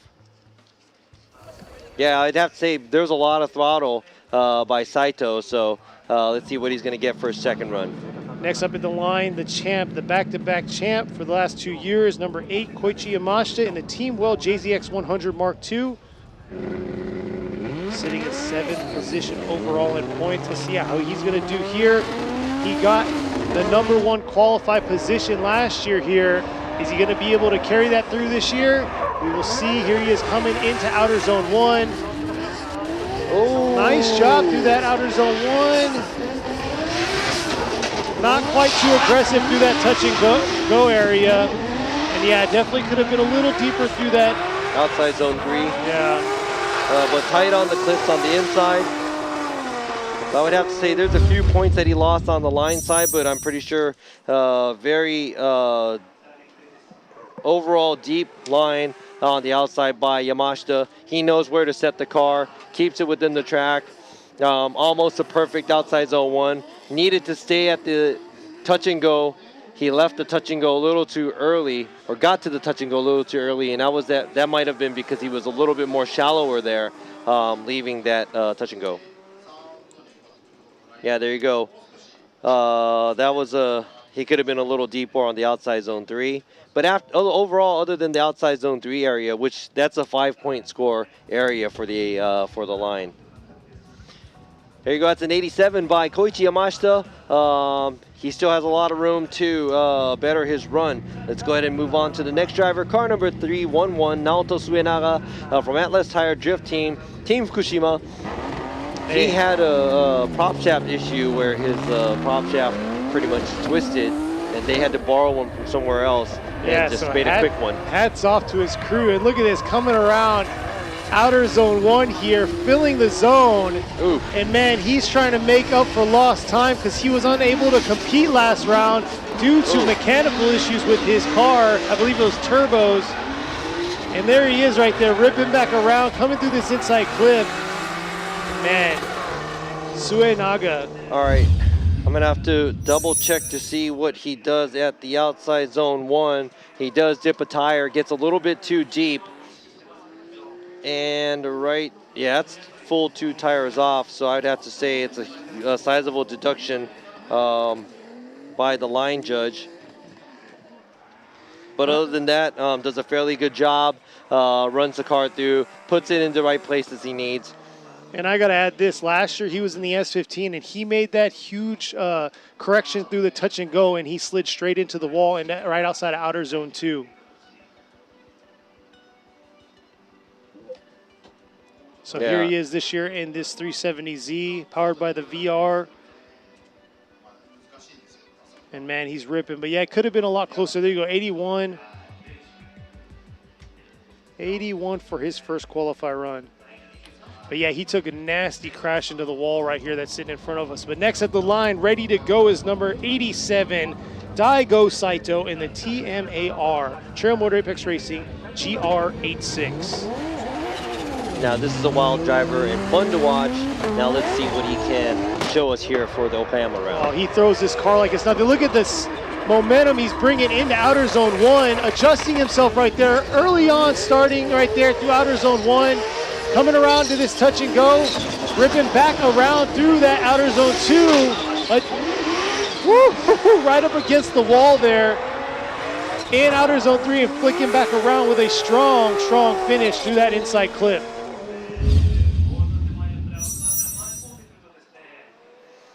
All right, so I'm just double checking on the score right here for the outside zone 1 area. Fills it, dips the tire, comes back in.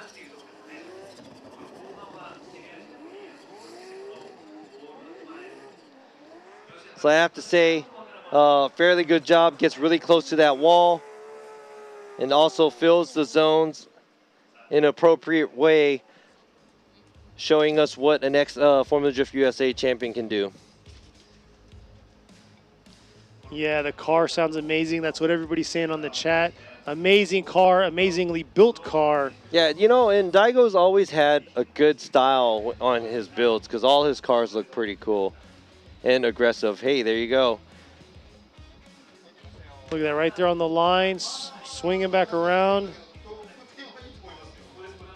But I don't know. I think Hito got him on that wall right there. Yeah, he did. Well, I think Minoa did an excessive close run. Exactly. There you go. 89 for his first qualify run. Still up there. But left a little bit for line and style. Next up at the line, he won the last round at Okuibuki, number 530, Wataru Masuyama in the Good Ride Motorsports GR Yaris.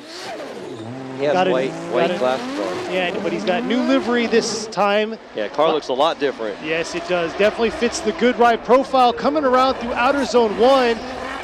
He's definitely stepped it up in this car. Looks like he's dipped a tire right there. Looks like 2 tires, swinging back around. And like I said, there is no rear bumper, so he's really got to send this into the wall. Yeah, looks like he left foot braked a little and couldn't adjust himself to get a little deeper into that wall. Well, so he does, there is a lot that he leaves on the table, but at the same time,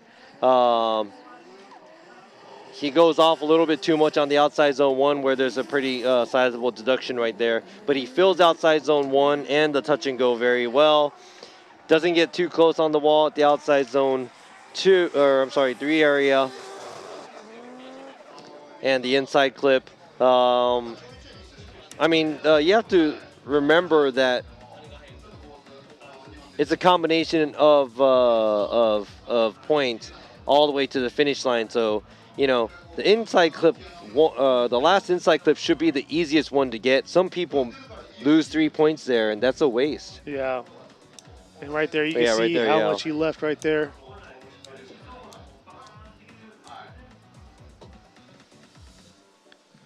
So we'll see what the final score for his first qualifying run is going to be, an 84 right there. Coming down to our last 3 drivers to get our first we only have session in the books. We have 190s score. We haven't had a 90 yet. We'll just wait. Usually the second time is when they really bring their flair and, you know, kind of let it all hang out. Here they go. Next up, number 57, Kanta, Linglong Tire Drift, Team Orange, JZX owner and chaser. And Kanta is a phenomenal driver, and the way he manipulates his JZX 100 is insane. And there he is right there, coming around to this touch and go, swinging back around to his outer zone 2. Could have been a little bit deeper through that zone, and maybe I spoke too soon, but outer zones 2 and 3 struggled to get deep into those zones. But nice finish into that inside clip. Yeah, I'd have to say he has a lot of room to make this run better, because he did, you know, dip a tire at the outside zone 1.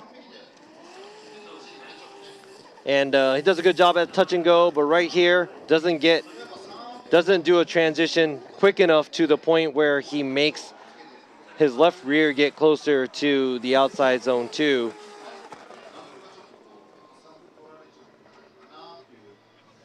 There's the overview for the judges.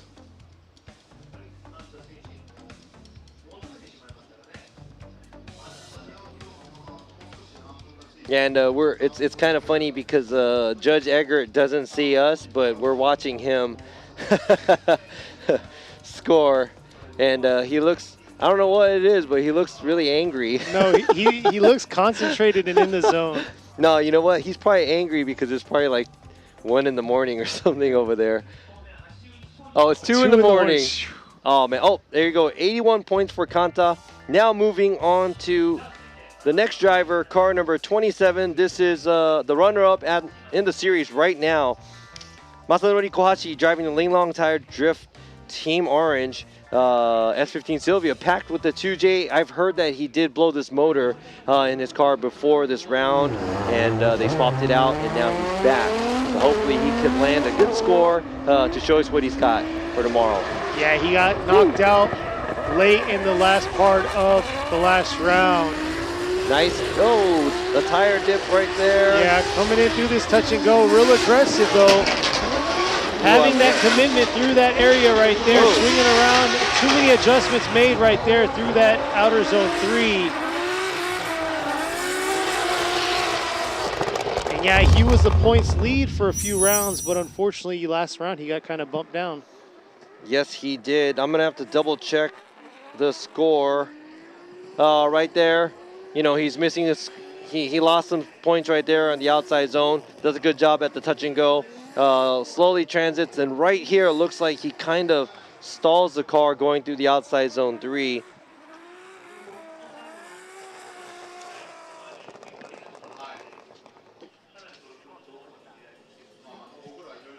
Here you go, right here, the drone view.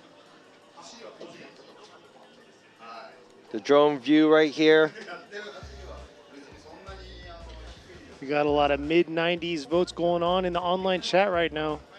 So I've been kind of like tuning into the chat in and out, so I haven't really looked too much. Yeah. I don't know about the mid 90s because that Or was mid 80s. I sorry. Oh, I said think mid it's 80s. mid 90s. Oh, yeah, there you go. go. Mid 80s. Yeah, you were right. I'm sorry. I don't know. I said mid 90s. I was like, I don't know about that. Man, I'm just. But it was a good enough score. So let's go ahead and move on to the current leading in points in the series. Hokuto Matsuyama driving the TMAR GR86. Currently sitting at 279 in points, so he's about 19 points ahead of Kohashi. So he's going to be able to carry himself into this top 32 in the rankings for podium this round. Here he is coming around to outer zone 1. Nice job through there. Little shallower than what we've seen so far. Maybe a different approach that he's trying to take here coming into outer zone 2 through that touch and go. Very aggressive through the touch and go. And here he is cleaning it up here, coming around, swinging it in through that inside clip. All right, so yeah, there was a sizable mistake at the outside zone 1. He wasn't able to take it all the way out. So I'd have to say that's almost, that was close to half. Not half, but a sizable deduction right there. Touch and go. Does a good job at outside zone 2. And right there at the outside zone 3.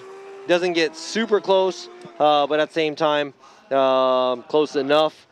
Still in a little bit of a deduction there is a 5-point area. And like I say all the time, make sure that you try to fill all the zones because every point counts. Yeah, there you go, 84. And he only got a few practice runs in because yesterday he blew his turbo, so they had to do a full internal swap on his turbo. Yeah. All right, so now we're going to go right into the second round of qualifying here.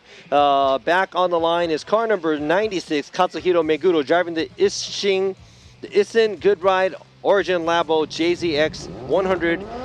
It is a Mark II. Yes, and he got a 77 on his first qualify run. He is ready to jumpstart us into the second part of qualifying. Here he is coming into 3-2-1. Let's see how he's going to improve his score here. And looks pretty bad right there. Huge correction entering into outer zone 1.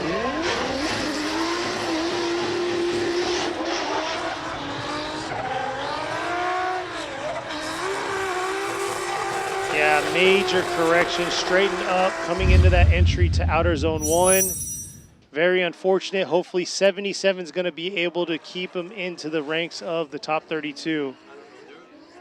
I don't know. There was a lot of 80s now. Yeah, it's going to be a tough one.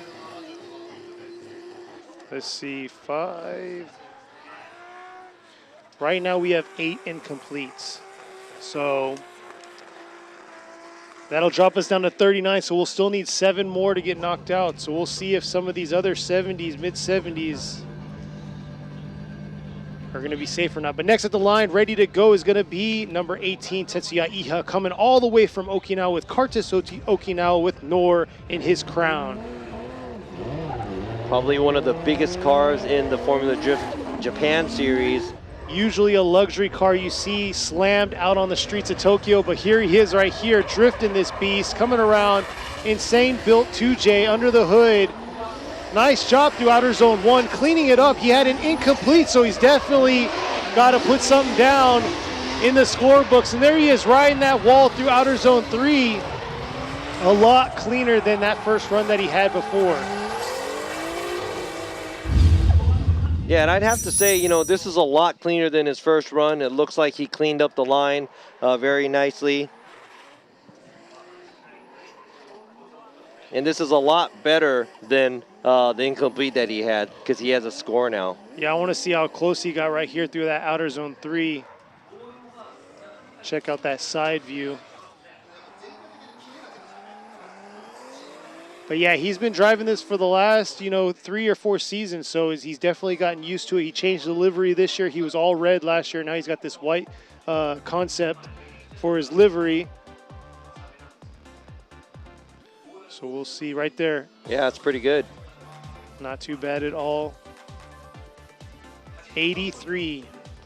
So now he's in the 80s, so hopefully that'll be the safe zone for him. But, usually the second run, everybody kind of steps it up. Yeah. So it's anybody's game at this point. Now we're going to move on to the next driver, car number 610, Kei Murakami, driving the Village Up JZX 100 Mark II.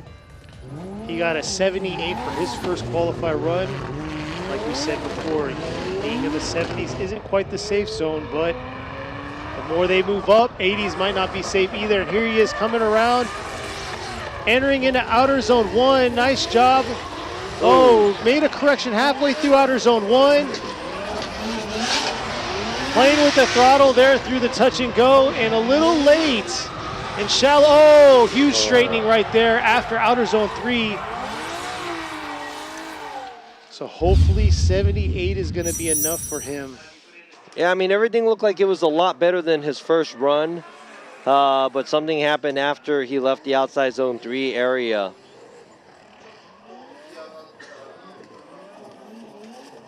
Yeah, very unfortunate. So 78 is what he is banking on. At the same time, Megudo's in the same boat, counting on 77 for his first qualify run. And right there, coming up, ready to go is going to be number 12, Nagayasu Miyagi. And his Team Kazama with Power Vehicles 8.6. Got a 76 on his first qualify run.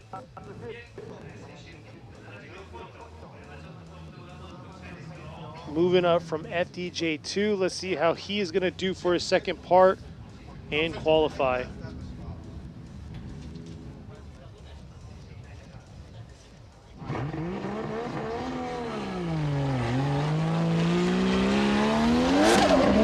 All right, here he is coming through the straight, up, entering into the 3-2-1. Let's see how he's going to do, coming in real quick to outer zone 1 right here. Ooh, dip 2 tires right there, swinging it back around through the touch and go. Wasn't quite committed and stayed all the way into that touch and go zone. And here he is finishing off the inside clip here, leaving a little bit there too at the outside, or inside clip to the finish.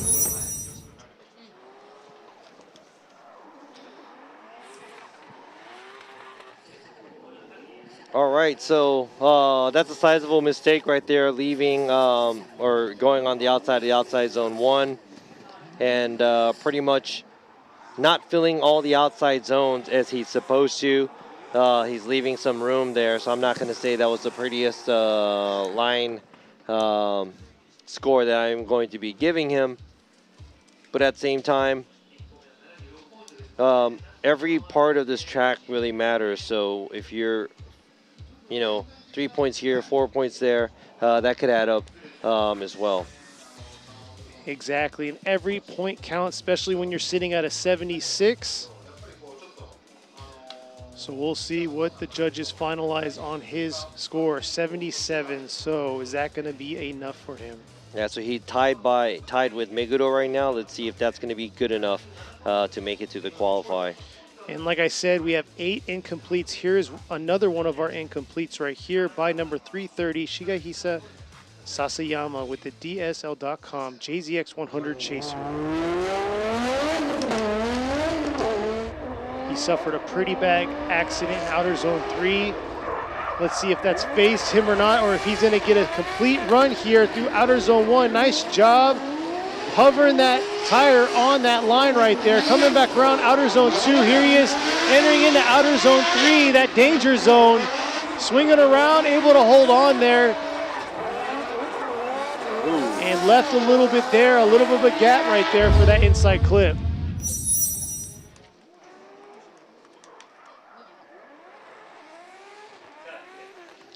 Yeah, so I'd have to say he did a good job on outside zone 1, but it looks like he's pulling a lot of angle to keep the car on the outside line.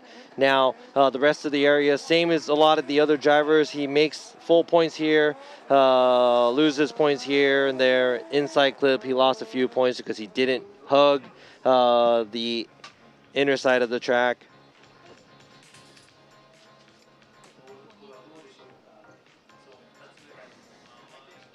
There you go. You see how close right here he gets to nothing. Looks like the scores are put in. Got an incomplete on his first run, and there you go, 81.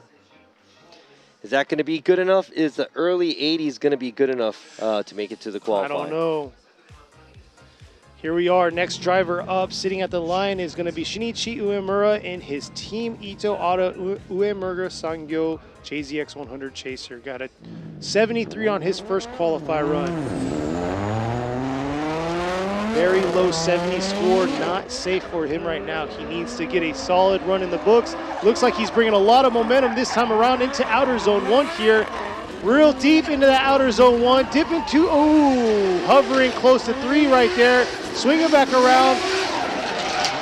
Real aggressive this time around in outer zone 2 to 3, but holding on and not quite deep enough through that outer zone 3.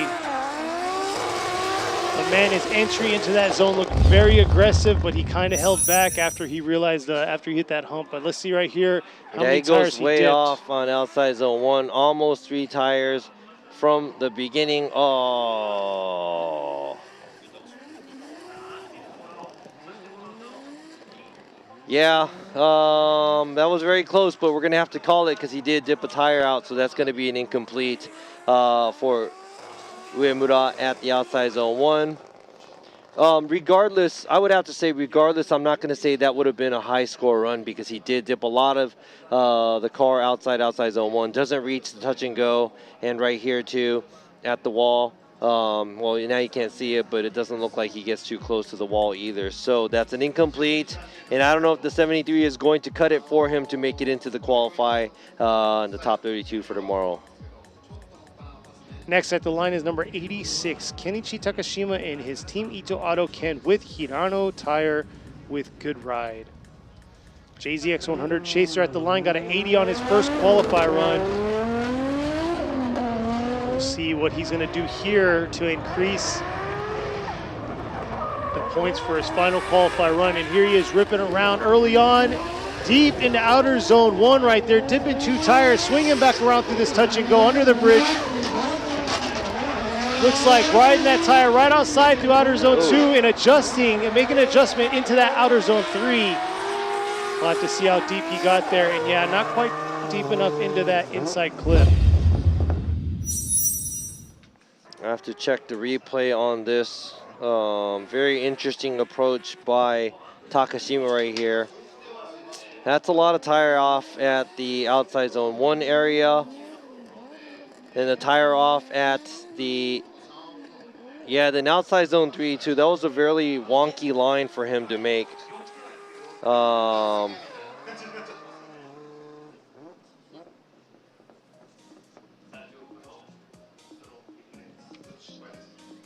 Yeah, so that was a sizable mistake by Takashima.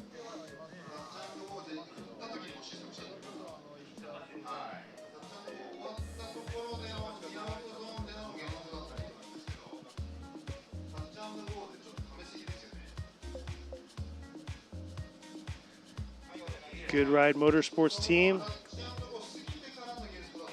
73. So yeah, he's going to take his first qualify run to the bank and see if it's good enough to be in the top 32.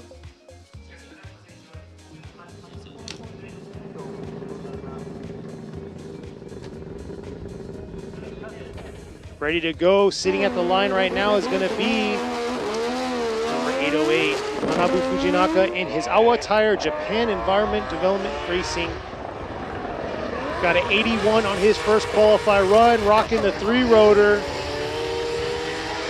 Right there, riding that line. Look at that. Look how much momentum he's coming through this touch and go to outer zone 2. Able to carry it through, but not deep enough into that outer zone 3. Completely missing that zone. And man, that is a rowdy sounding car. All right, I think he is zipping through the track a little bit too much. I wish he was a little bit more out on the outside zone 1. From the beginning, and misses a lot at the outside zone 3 area where the wall is, but takes the inside clip well.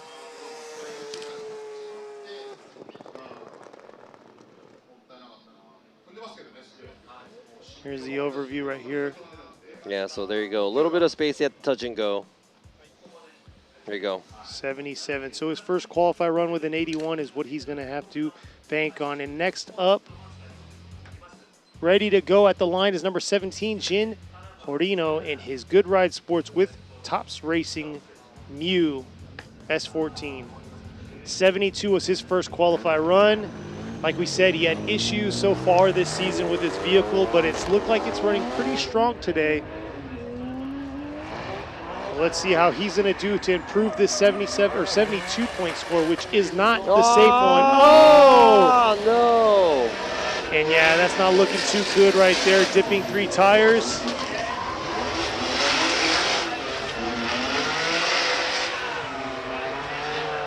Yeah, the second half looks pretty good right there. But unfortunately, right there early on from the jump in outer zone 1, he dipped 3 tires. Yeah, the outside zone right there, as you just saw too. You saw the front left tire go off too, right there. That's a lot. But he was, he was trying to get to the outside zone from very early, which is what we want to see. And that's a lot of a ballsy move than a lot of the drivers cutting in and, you know, making their way out to the outside zone 1. But it's just unfortunate he couldn't hold on to it right there. Yeah, really. So. But yeah, I don't know if that 72 is going to be good enough to get him through the top 32. Next. Now let's. No, go ahead. No, you got it. Now next, you got Yoshiya Isaki. He got an incomplete on his first qualified run. Number 448 with the Origin Labo Racing S15. Rocking the SR still. Let's see how he's going to perform here. Like I said before, got an incomplete, straightened up pretty bad. Let's see how he's going to do here through outer zone 1 and the rest of the course. Looks like he's dipping a tire right there, but still bringing it back around to this. Woo! Taking that bumper off. Able to hold on to it right there through outer zone 3. But he was real deep into that outer zone 2, taking out the pylon and his bumper. Let's see this replay. Yeah, so I guess he didn't incomplete, but the line score is going to be really bad around the outside zone 2. He dipped too many tires, went pretty deep right there. Yeah, he definitely saved that one. Yeah, right there. Reverse entry into outer zone 3. Yeah.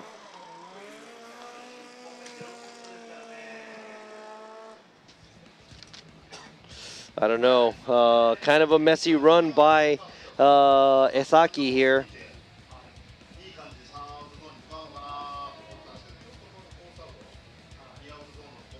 I mean, that's almost an unchaseable lead, but he held on to it, so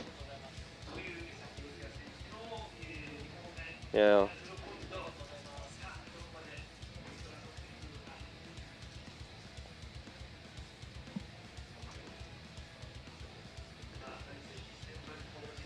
So we'll see what the judges have. There you go, 71. Yeah, so I got don't an know. incomplete, so now he has a 71. Like we said, the low 70s is not really where you want to be at and probably not safe to be at. We're about a quarter of the way through our second portion of qualified. Next up at the line is number 963, Daichi Mizutani. Got a 77 for his first qualified run. Left a lot of room up there. We will see how he's going to pick it up here. Looks like he's coming real aggressive through that 3-2-1 into this entry to outer zone 1 here.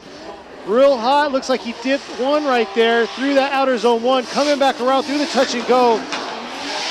Nice job cleaning it up right here, riding that wall through the outer zone 3. And looks like he cleaned himself up from his 77-point first qualified run. All right, so a couple of mistakes from the line judge. Doesn't feel the outside zone 1 from the beginning. Kind of starts to go in it, dips a tire halfway through. Doesn't go all the way out to the touch and go because he does the transition, leaves it a little bit too early.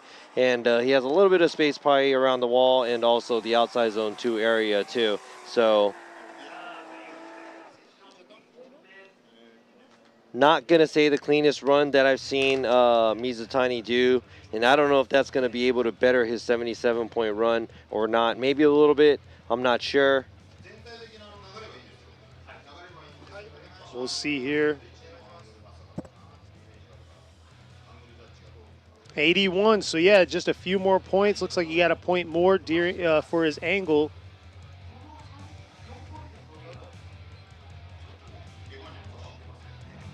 Yeah, so 81 sounds a lot better than a 77. So let's move on to the next driver, car number 88, Ryo Okabe, driving the Team Kazama with Power Vehicles JZX 100 Mark II. Got a 76 for his first qualified run. Here he is coming real aggressive this time through the 3-2-1. Looks like he's struggling right there through the inner portion and had too much. Oh yeah, something is going on with this car. Something's broke. All right. Not sure if it occurred early on. You'll see right here whenever he did his entry. And then right there. Yeah, I think something happened, maybe an axle diff. Man, unfortunate for Okabe. He's 70. He's sitting on a 76, and I'm not even sure if that's good enough.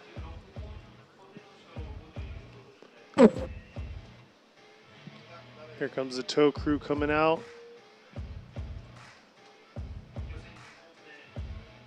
We're almost halfway through our second portion of qualify. We got 47 drivers today. 32 are only going to make it, so we'll be cutting 15 drivers today. Man.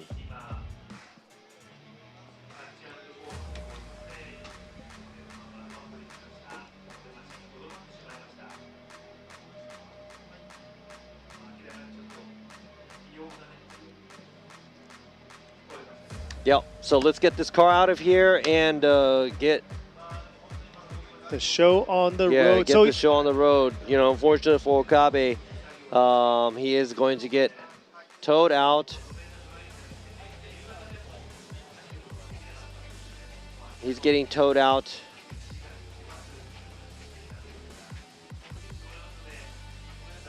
We're checking out the comments.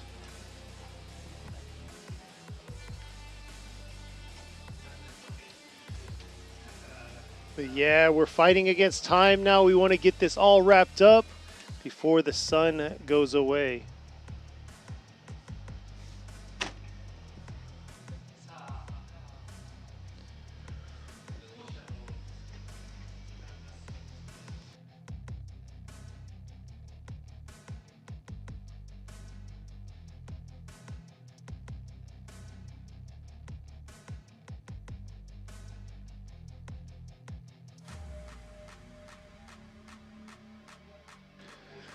So you can see the course workers out there. We got some time. Let me hear some questions from you spectators out there. Like I said, for FDJ2, we were on the PA system, so there wasn't a lot coming from myself, a lot from Robbie. Robbie did both Japanese and English. He's had a long day, if you know what I mean. So he's been doing both Japanese and English, talking to the spectators out here, and then y'all out there online that checked us out this morning for the FDJ2 Top 16. And speaking of that round, our top number one finisher for this round, round 5 for FDJ2, was number 206, Yukio Matsui. Phenomenal job in his S13, while you had Akihiro Hanawa finish second place with his S14, and Kitashiba finishing second, and then Hanawa finishing third. So yeah, phenomenal job. It was pretty crazy because yesterday we only got 10 cars out of qualifying out of the 27 that we had originally finish off. So definitely something new, and I haven't seen in the last 2.5 seasons or so. You don't see too much of that, where we weren't able to fill a whole entire top 16 bracket and had a lot of buy sessions go on. So let's see some of these questions going back to the chat.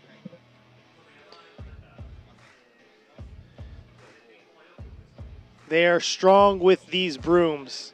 Leaf blowers are out of the question. Now, we have a leaf blower located at the main complex, but yeah, a lot of them rely on this. It's usually quick and easy. It's quick cleanups, but right now you got the street sweeper out there kind of catching the zone where he came out. You can see me checking out the phone right now. Robbie's over here just big chilling. I'm super tired. Like you said, it was a long day. I had to catch a breather real quick. I left the mic to Kenny on this, but what do we got here? There's no R34s in the Pro Series. Now, in the J2 Series, there was a few R34s that we had. Will Robbie Nishida ever return to FD? That's all up to you guys. If I get 1 million followers on my there you go. On my YouTube channel, then he can afford it. I'll be back. Yeah, but yeah, no, I wouldn't mind seeing you back out there.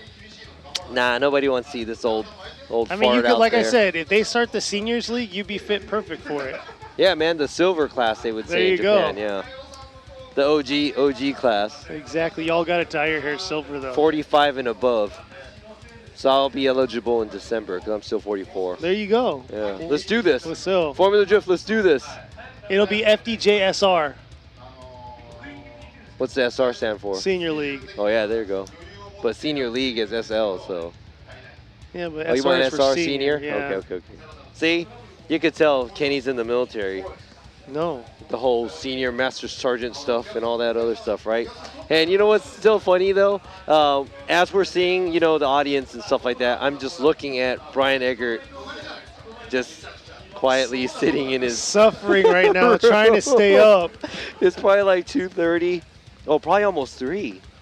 It's like 2:45. Oh, they want to know what your YouTube channel is. Yeah, wow. Oh, hey, okay, yeah. Shout out to all the Formula Drift USA family. I'm going to be out in Irwindale. So if you guys are going to be at Irwindale, come say what's up to me too. I'm going to come and visit and check it out. So really looking forward to the other judges, Chris Yule, Ryan Lontaine, and Brian Eggert, and the rest of the Formula Drift USA family. And I think that some of them will be coming out for Fuji round as well. I think Ryan Sage might be out here too. So looking forward to seeing everybody.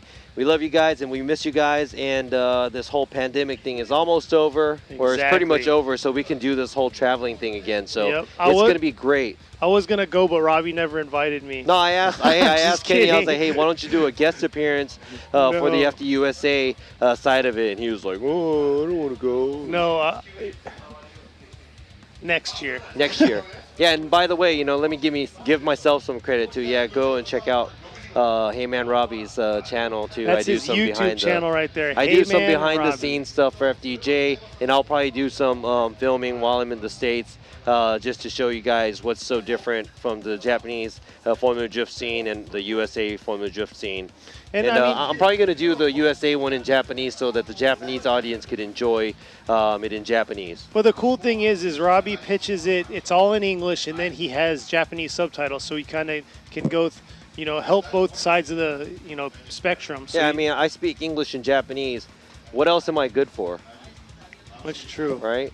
I mean, you were an okay driver, and I'm all right. Your judging is okay according to the fans out here. I know. So I mean, I guess you're pretty okay all the way around. The judges are super serious. You should see the messages we get. We have a group chat in our phone, and I wake up to like 100 messages, and we're always talking about judging. Is it memes? No, some. But we're always talking about judging, traveling, and everything. These guys are dead serious, and don't be so hard on the judges. I mean, without us, we won't have a competition either, and we're trying our best. There's no biased thoughts or anything. We just love the sport, and we want to do our best. Now let's go ahead and go on to car number 80. Yuta Komatsu driving the Komatsu Racing Lexus IS 350. Got a 73 on his first qualify run. Here he is coming around. Sun is coming out. Let's see how he's going to make it perform here. Oh. Dipping 2 tires, but let's get this through the touch and go. Hard angle flip right there. Coming back around to outer zone 2. Nice job through that outer zone 2. See how he's going to rip the rest of the course here to this inside clip right by the finish. Wow, that touch and go angle, that was pretty dope. That was pretty gangster in words I guess the young people use nowadays. Oh man, so I'm excited for this score here. Yeah, I mean, He kind of wasted it because he did dip a tire at the outside zone 1, went a little bit too wide, so that's going to be a deduction on his side on the line side of it. But I'd have to say that was very exciting to watch. I think that's probably the best run I've seen him drive in a while. Yeah, in a while. But yeah, I got a 73 on his first, so we'll see how much better he did this time around. Going back to the chat, yes, we do read the chat. I do read the comments as much as I can, as many that get flooded in here. So that's an 82 by Yuta Komatsu. Boom, 82. Huge increase from a 73. All right, so the next driver up is car number 212, Yutaro Oe, driving the Awa Tire Japan Environment Development Racing.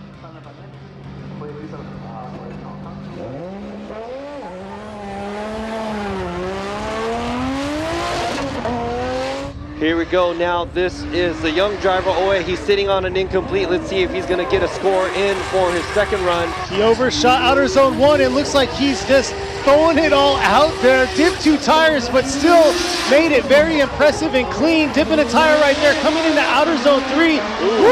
Right on that wall right there. Nice job through that zone and coming back around.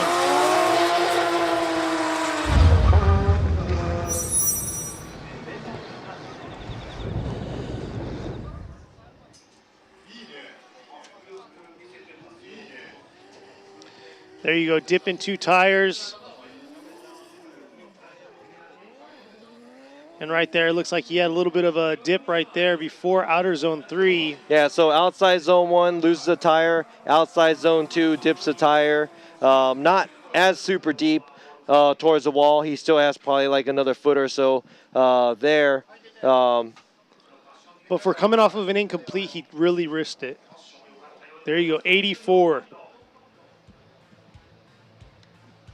There you go, 84 points. That should put him in the safe area, I hope, to get into the top 16. Now the next driver is car number 30, Takumi Sato, driving the Team Kazama with Power Vehicle JZX 100 Chaser. He got an 80 on his first qualify run, already entering that 3-2-1 zone. Right there, initiating right at about the 1 cone, coming around to outer zone 1. Ooh, leaving real early right there. Ooh, and then struggling through that touch and go. Yeah, not the cleanest run that we've seen from him. Yeah, that touch and go, he really struggled to flick it back and forth or transition there in that touch and go area.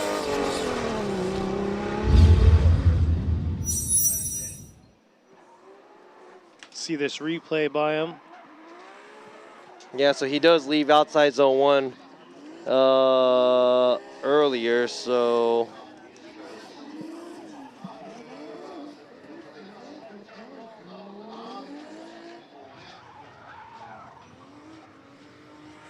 took a lot away through outer zone 3. He took a lot away from his there you go, see, adjusted himself right before he entered that outer zone 3. Yeah, I wish there was a little bit more flair there for his second run, but he's sitting on an 80 right now from his second run. His first run. His second run was a 73. Now let's go on to the next driver, car number 93, Manki Ito, driving the Team Hirano Tire JZX 100 Chaser.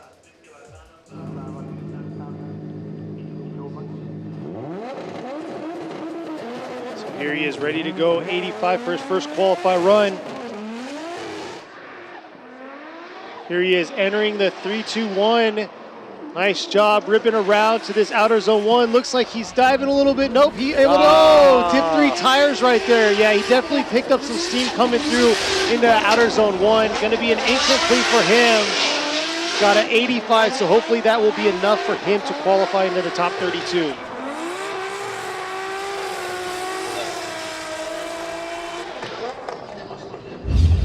Yeah, so since he's sitting on an 85, I'm pretty sure he went in a little hard to try to better his first score, and he knew he had to go in harder, but he went a little too hard, where he went off a little bit too much. That was 3 tires off, and he is sitting on an 85, which is probably safe enough for him to get into the top 32. Yeah, we'll see what the next driver already lined up, ready to go. It's going to be number 73, Ikuo Saito in the Motis Good Ride West Auto JZX 100. Chaser got an 80 on his first qualify run. See what he has in store for us. All right, so Saito's second run, 80 on his first run. What is he gonna get for his second run? Initiation, nice and clean, and it looks like he is trying to fill the outside zone. That's what I'm talking about. That's what I'm talking about. Coming back around to outer zone 2. Was a little shallow there in outer zone 2 and outer zone 3. But man, he definitely had a nice start to his run here on his second qualify run with an 80 for his first.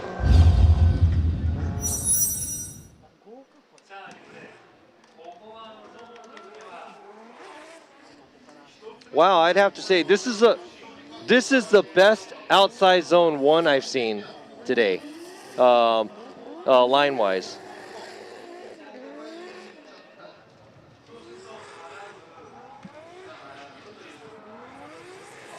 Strong finish right there, real tight into that inside clip at the finish. But yeah, you can see right there, he left a lot in outer zone 3.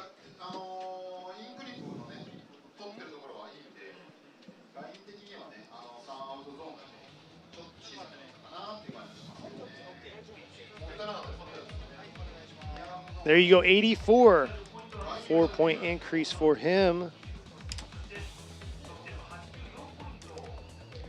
Ooh, the next driver, he missed his first run, and now he is here for a second run. This is his only run, and I haven't seen him drive too much at practice, so this might be one of the only runs he has. Tetsuya Hibino driving the LB Racing, LB Silhouette Works GTR. Now let's see. 4-rotor single turbo. This thing is gonna scream right past us. It's almost pointless even talking during this run, but oh, looks like huge correction right there. Coming back around.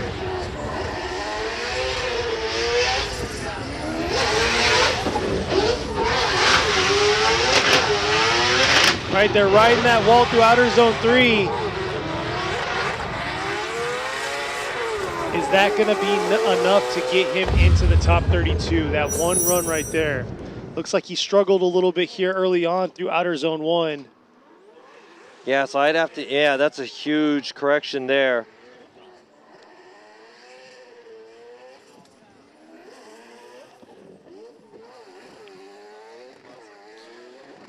But then this second portion of the track right here, he cleaned it up. Finished strong, but yeah, that first half through outer zones 1. Yeah, so that was kind of a messy run. Something happened at the beginning. He worked his way out to the outside zone 1. Outside zone 1 did not look too good. The rest of the track, he did try to maneuver the car out to the outside areas. But I am not going to be expecting a high score from that run. That was a 72, low style score, almost straightened out the outside zone 1, and that's going to hurt him. And man, I don't even know if that's going to be good enough to make it through. Next at the line, ready to go.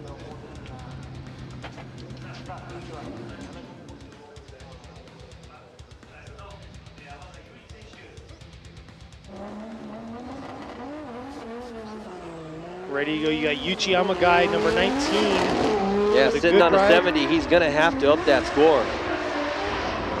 Kicks it out. Real aggressive here. An adjustment there coming into this outer zone 1. Dipping 2 tires right there, riding 2 tires all the way around through the touch and go.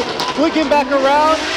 Could have been a little deeper through that outer zone 2, but nice job in outer zone 3 there. Hard angle leaving outer zone 3 and finishing real strong right there. But is it going to be enough to boost that 70-point first qualify run? Yeah, so right there, it looks pretty close.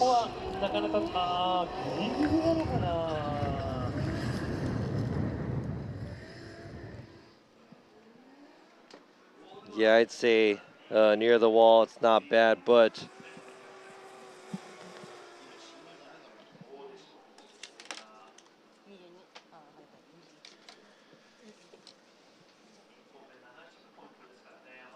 so let's see what the judges have for his final score.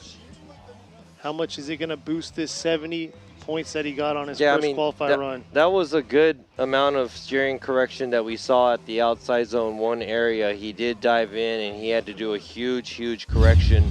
I got low 80s in the chat right now.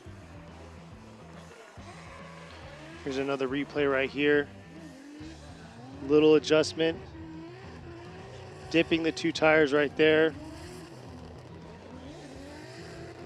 Yeah, kind of missed a little bit of outer zone 2. Yeah, but we just had to watch the replay again where the huge steering correction almost straightening out, understeering or having to cut in again at the outside zone 1. Not a reinitiation, not straightening completely, but that was a sizable mistake. And I am not going to promise you a high score on that run.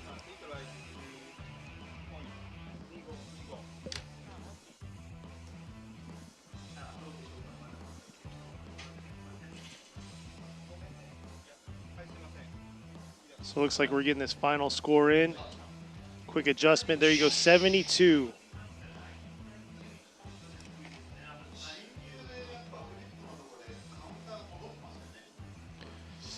I don't know if that's going to be enough for him. Next up right now.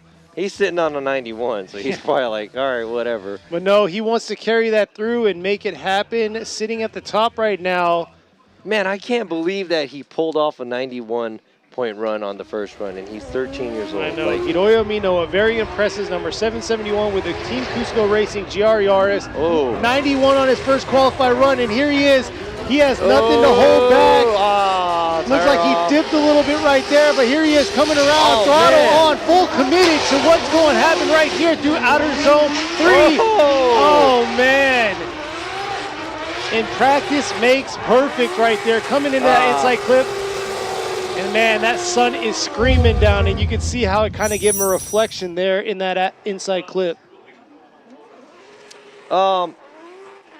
He dips the tire at outside zone 1, I understand. So he does get a good size deduction right there. But right there at the touch and go, outside zone 2, outside zone 3, I mean, come on. This is very impressive driving here by this young driver. Look at this. Whoa. And that's a short overhang car. That is crazy. 13 years old. Man, having there you go, 92 he got 90s. 90s back to back. Share the wealth, man. Jeez. I know, give the old guys a break. You know, the reflexes on him, the response, it's just amazing. Manipulating that car to be where he wants it to be in the zone. But let's see how this next driver is going to do. Number 125, Yoshichika Tamagawa with the Car Guy Racing, got an 87. Very impressive run. Let's see if he can get himself into the 90s. Now, this is probably the second half of the second runs for the qualifying, and it looks like, ooh, right on the line right there. Early on in outer zone 1, coming back around, flicking around to outer zone 2. Nice shot. Oh! Ooh, just able to save that from the wall. He was beelining straight for outer zone 3 wall, but able to save himself. What? That was close. I was about to cry, and I think half of the people on the internet would have cried because that was a Supra going straight towards that wall. And I'd have to say, look at this line. He fills outside zone 1 very good. Not as close or deep he's supposed to be at the touch and go. He does okay at outside zone 2, but whoa, right there, going towards that wall. Oh, man. That was kind of frightening, but that's going to be an ooh, look at that. He was going pretty fast towards that wall, yes, and that's not cool. We're going to have to give up. That's pretty much, he was kind of all over the place, and that's the, unchaseable lead. We're going to give him an incomplete, but he is sitting on an 87 for the first run. Great job by Tamagawa. Next at the line is number 38, Tadahiro Fukada in the Tanaba SSR Team Dunlop with Well JZX 100 Mark II. Got a 79 on his first qualified run. Let's see what he's going to do to make it better. And like I said, he's a very subtle driver. He's been here since day 1, so he kind of knows what the perfect equation is to be in that zone or safe zone for the top 32. And here he is coming around, trying to carry on very early through that outer zone 1, but leaving a little early there through outer zone 1. Here he is coming through the touch and go. didn't quite flick it as hard as I thought he was going to do through that touch and go area. And here it is. It's got to be very hard on those drivers with that sun beaming down through that inside clip to the finish. Yeah, this is not gonna be the best score for Fukada. I'm going to give you, but this is definitely going to be a taste for what the drivers got to look forward to for tomorrow with the smoke and the sun. Yeah. And going towards that is going to really, really make a big difference in the tandem. Yep, right there you can see the glare. Here you go. Yeah, not too close to that wall. A lot of space left. So let's see. Overall score, Fukada is going to be 78. 78. So he's going to have to bank on the 79 that he has. Next at the line, ready to go. Got a 72 on his first qualifying, number 75, Koji Nagase, moving up from FDJ2. He's with the Team Kazama with Power Vehicles JZX 100 Chaser. This is usually a very aggressive driver. He has to pick it up here for his second qualify run. He had his fair share of mistakes and wasn't quite deep enough in the zones like he usually is. And look at that, real early on, real deep into that outer zone 1, but looks like he left a little early. Adjusting himself, coming into that outer zone 3. Just able to hang on there, swinging around to this inside clip to the finish.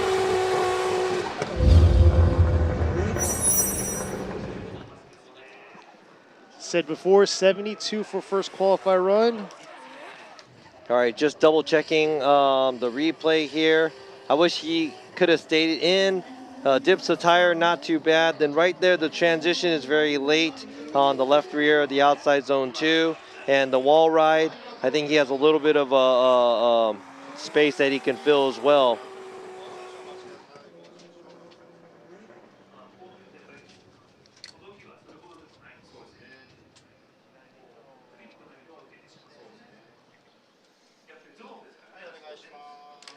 All right, there you go, 82. Huge increase for him. Nice job. These next two drivers right here got incompletes, but here you go, number 24, Takatoshi Imamaida suffered that really bad crash in the outer zone 1. Not a crash. Stylish. Almost crashed because, I mean, he almost went airborne and flipped. So here we are. Stylish off course. Coming real aggressive with an incomplete, coming around to outer zone 1, adjusting himself early on through outer zone 1 right there, riding that line through outer zone 1. Nice job coming around, flicking it back around to this outer zone 2 to outer zone 3. Whoa. Oh. That's what I was expecting. First go, but he came a little too hot in the outer zone 1, but nice finish by Imamaida. A hard flick from the start right there. And there you go. Looks like he dipped a tire right there through outer zone 1. Yeah, but I like the way he started to fill the outside zone 1 a little earlier than how everybody else does, where they dive in, cutting in. But the line going from the outside zone 3, look at that right there, kissing the wall. The line right here, he looks like he goes a little bit too wide after he leaves the outside zone 3 area. But I'd have to say overall, a great job on the line side of it.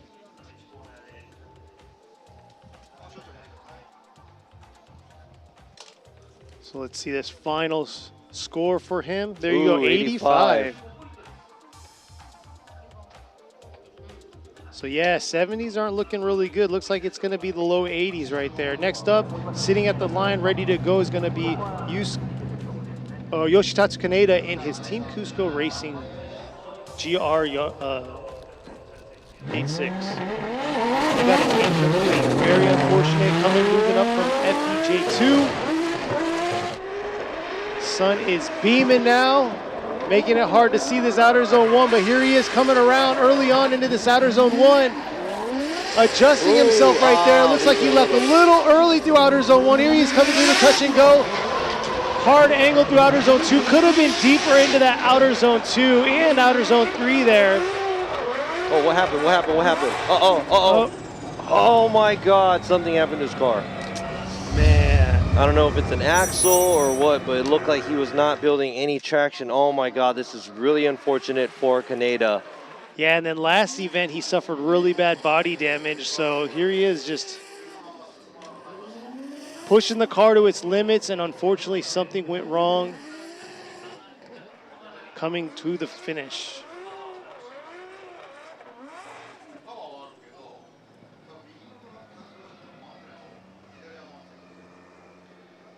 I'm over here focused on the replay. Yeah, I think he might have lost an axle. Very unfortunate, but Kaneda is not going to make it into tomorrow's tomorrow's top 32 with two incompletes. Let's see how his teammates are going to do for the Cusco team. But next up is going to be the Droopy team. It's going to be number 30, Junya Ishikawa with the Hiroshima Toyota Team Droopy 86, GR86.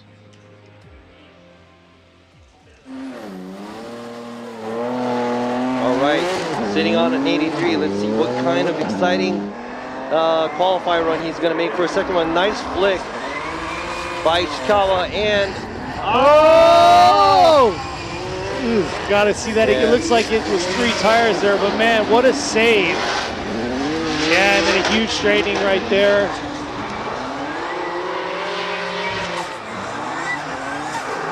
Ishikawa got an 83 on his first qualifier run. Man, it looked really good up until the outside zone 1 and going over. Look at that. I like the way he flicks the car. Really nice. A lot of throttle. Then, I mean, that's where a lot of these drivers need to realize where they have to kind of kick more angle and start earlier on the outside zone 1. But I know when I've driven here before where it looks really narrow, where you don't want to go too much to the left of the track because feels like it's gonna suck you into the kitty litter right outside of outside zone 1. Next up at the line is number 58, Kazuhiro Kubo in the Vacancy with Weld Cockpit Kobe 180 SX. Got an 80 on his first qualifier run, but yeah, that outer zone 1 is definitely taking a lot of points from these drivers, dipping tires and stuff like that, just like yesterday, causing a lot of incompletes through qualify. So here he is coming through 80. Let's see if he can boost that score up, because right now low 80s might not be saved. There he is. Looks like he dipped the tire too, coming back around to this touch and go. Swinging back around in the danger zone. Could have been deeper against that wall in outer zone 3, but there you go. There's the finish by Kubo.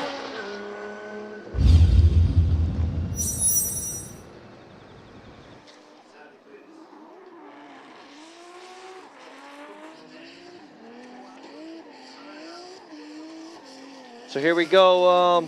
He does an okay job on the line. I would say a little bit above average. And like you said, he could have been a little deeper on the wall at the outside zone 3 area. Does a great job coming back in, going around the inside clip. Now look at, there you go. There's maybe 2 meters away, which is probably like what? I don't know how to say, like feet.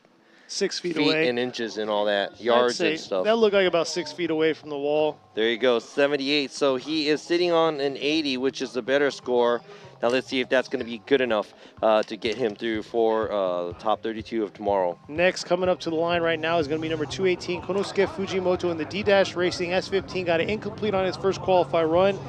Man, he has to put something good down.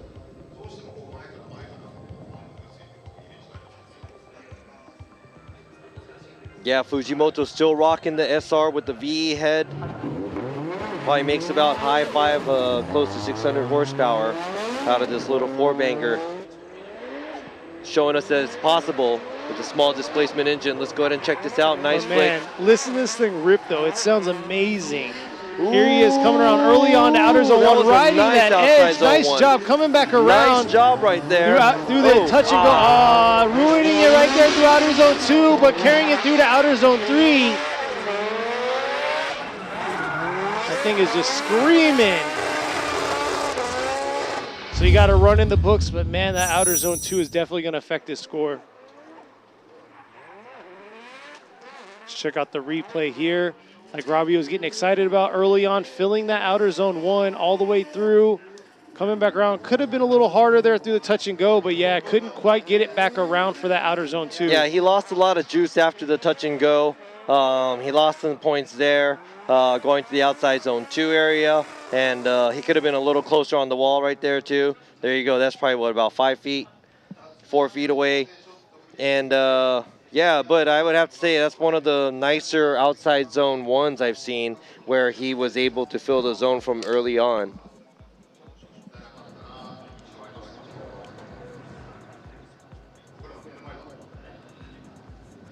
Man, we might have to close this truck up a little bit. 79. Ooh. Is that going to be enough?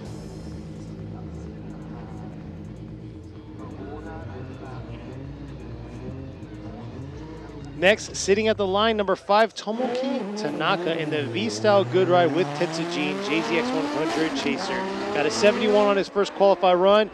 Definitely not going to be enough to make it to the top 32. And here he is. Look at that, coming in with some heat through the 3-2-1. Look at that smoke behind him. Look like he dipped a tire right there. Saving it, coming back around to the touch and go. Adjusting a little through that outer zone 2. Whoa, getting ready for that wall in outer zone 3 right there. Man, just pumping out smoke throughout this track.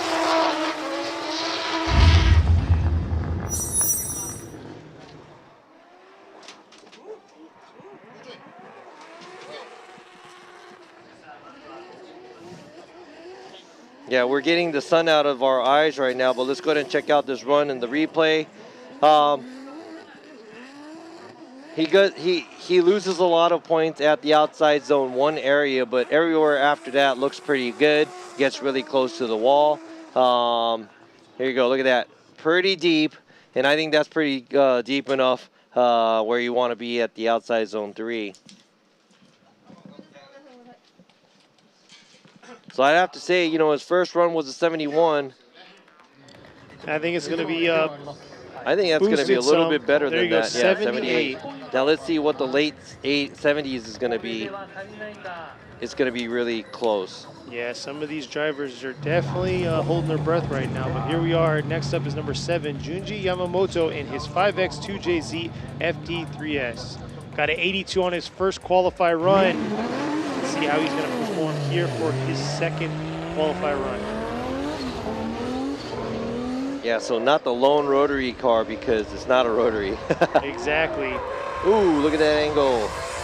There he is. He usually throws some angle coming around. Look at that, riding all the way around. I don't even want to say that's a dip because that looked too clean right there. Coming back around to outer zone 2. Nice job getting right back on it, but maybe did not carry it a little bit too, didn't carry it far enough into that outer zone 3.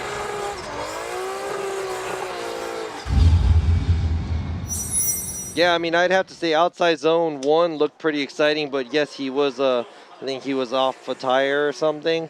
Let me go ahead and check that out. Yeah, he's off a tire right there, but I like the way his angle is going through there. Then since he was off the tire there, he didn't go as deep into the touch and go and also the outside zone 3 area. So there's a lot of points he left on the table other than the outside zone 1 area, because the outside zone 1 looked pretty good. Even though he was on, you know, a tire off. So we'll see here what the judges have for him.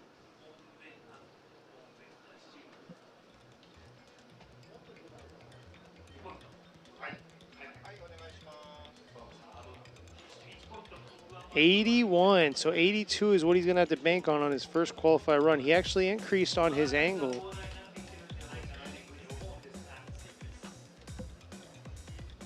Yeah, so 82. So I think 70s might be getting the picture now. Yeah, might be getting a little dangerous to be in. So next at the line right now, ready to go, got an 87 on his first qualify run. Fan favorite out here online. I'm ready to see the Brazilian flags pop up. Number 555, Yukio Fausto with the side X Japan with Liberty Walk. S15, look at that, real aggressive from the start, carrying that angle. Can he carry it through?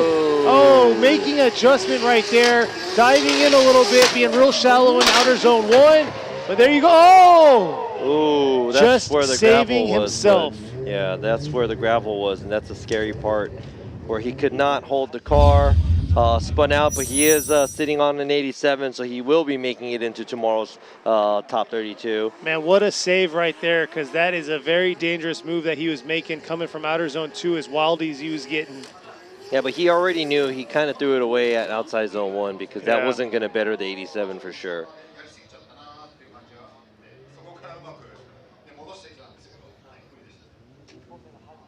Yeah, so I think he might have threw a little bit too much angle at the outside zone 1. Could not hold it. Did a transition a little too early before the touch and go area. So there you go. That's a incomplete for Yukio Fausto on his second run. But like I said, he's going to be in for tomorrow for sure because he has an 87. Exactly. Next driver up. Not sure if he's going to be okay with his first qualify score. He got an 80 on his first qualify score. He's 888. Kenji Yamada in the Larada Club Racing S15. 山県選手が一生懸命手を振ってくれてるんですけどね。はい。カメラが。気づいてない。はい。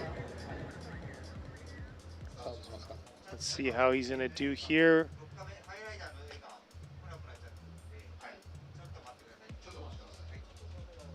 All right, so malfunction on the cameras right now. Give us a second to situate this. All right. Yeah, just like you're saying right now, yes, I think he got an 87 for his first run. And some of the comments, it says, car will always get 100. Yes, a very loud and flashy car. And flashy driving style for sure. And as we are waiting right now, trying to get into the next run with the car number 888, Kenji Yamada. Currently waiting at the start line, but something is going on with the cameras.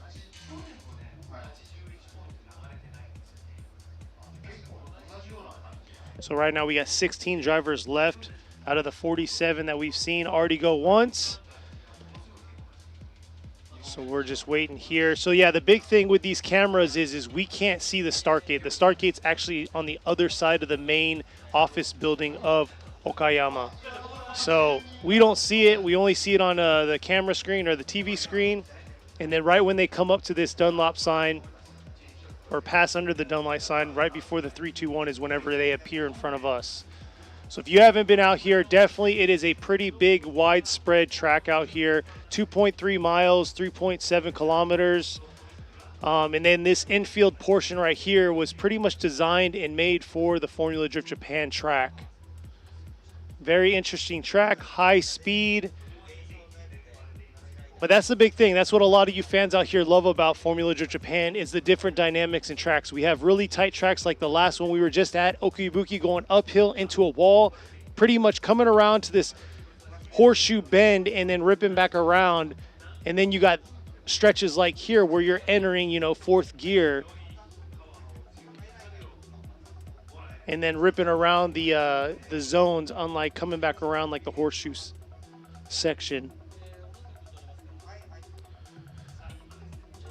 So I must say, beautiful skies right now. So we are very fortunate. Yesterday during qualify for FDJ2, we were very unfortunate and had, you know, rain, the worst conditions you could possibly have for competitive drifting, and the qualify was not what we expected. 27 cars were competing or qualifying. Only 10 came out on top. So we were unable to fill 6 slots for the top 16. Had a lot of buy runs, and yeah, a lot of people were complaining like, hey, let's skip the buy runs and just go with it. But we have to carry on the buy runs through the rules to make sure that the cars are ready and able to drive. So let's see here. I'm going to check out the forecast for tomorrow, and it's looking very not so promising. But hey, we're going to hope for the best being way up here in the mountain. We're going to hope for the best that we're going to have some nice weather for tomorrow, just like we do right now.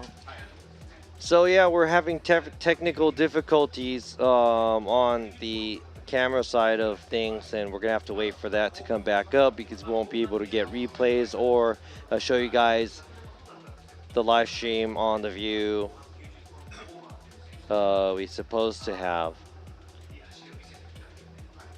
Man, so yeah, Robbie's had a busy day. He's been talking in Japanese, talking in English for FDJ2, top 16, all the way down to the finals. And here we are now going through, 94 qualifier runs. At the same time, judging through the FDJ2 and here for the Pro Series. So yeah, hats off to you, Robbie. I'm over here just kind of hanging out, reading comments on the chat. No, I was have to take a breather every now and then here, and you know, kind of listening in to make sure that everything is okay and running okay on the live stream side and the camera side. And we also have a time limit to be here as well, I think, and the sun is going to go down too, and we don't have any lights here if the suns go down. So I think we have way more than enough time, because we have, what, less than 20 cars? But, I mean, let's think about it, though. I think Brian wants to go to bed, too. I mean, that's the man that's suffering right now. Yeah, sorry about that. I think, you know what? I shouldn't even compliment Robbie right now, because Robbie, yeah, he had a rough day, but, you know. It's 4 in the afternoon, right? 16 cars left. There you go. Thank you, Brian. Exactly. So Brian's kind of like, yeah, as soon as we're done with this, I can go to sleep, because I know it's 3:30 in the morning from where he's at on the East Coast. So, yeah, thank you very much, Brian, for sticking around. I know you're going to have back-to-back busy weekends. Who else is on the East Coast right now watching this? There's a 15-second delay you got to count on whenever you talk. So, yeah, definitely who's on the East Coast and who's going to show up to the last round of the FDUS series, which is going to happen next weekend. So yeah, we'll see what the chat say. I'll let Robbie read away. Yeah, wake him up a little bit. There you go. You can see him reading. I'm kind of hanging back, getting away from the sun. They close the canopy or the wing on the wing truck down. So, thank you for watching, guys, once again. Oh, it says East Coast. East Coast here. Central here. 3:30. 3:30 at the moment. There you go. Hey, Brian, you're not the only one, because... Oh, we out in Texas, too. I got some Texas boys out there. Maybe they're watching. We'll see if they chime in.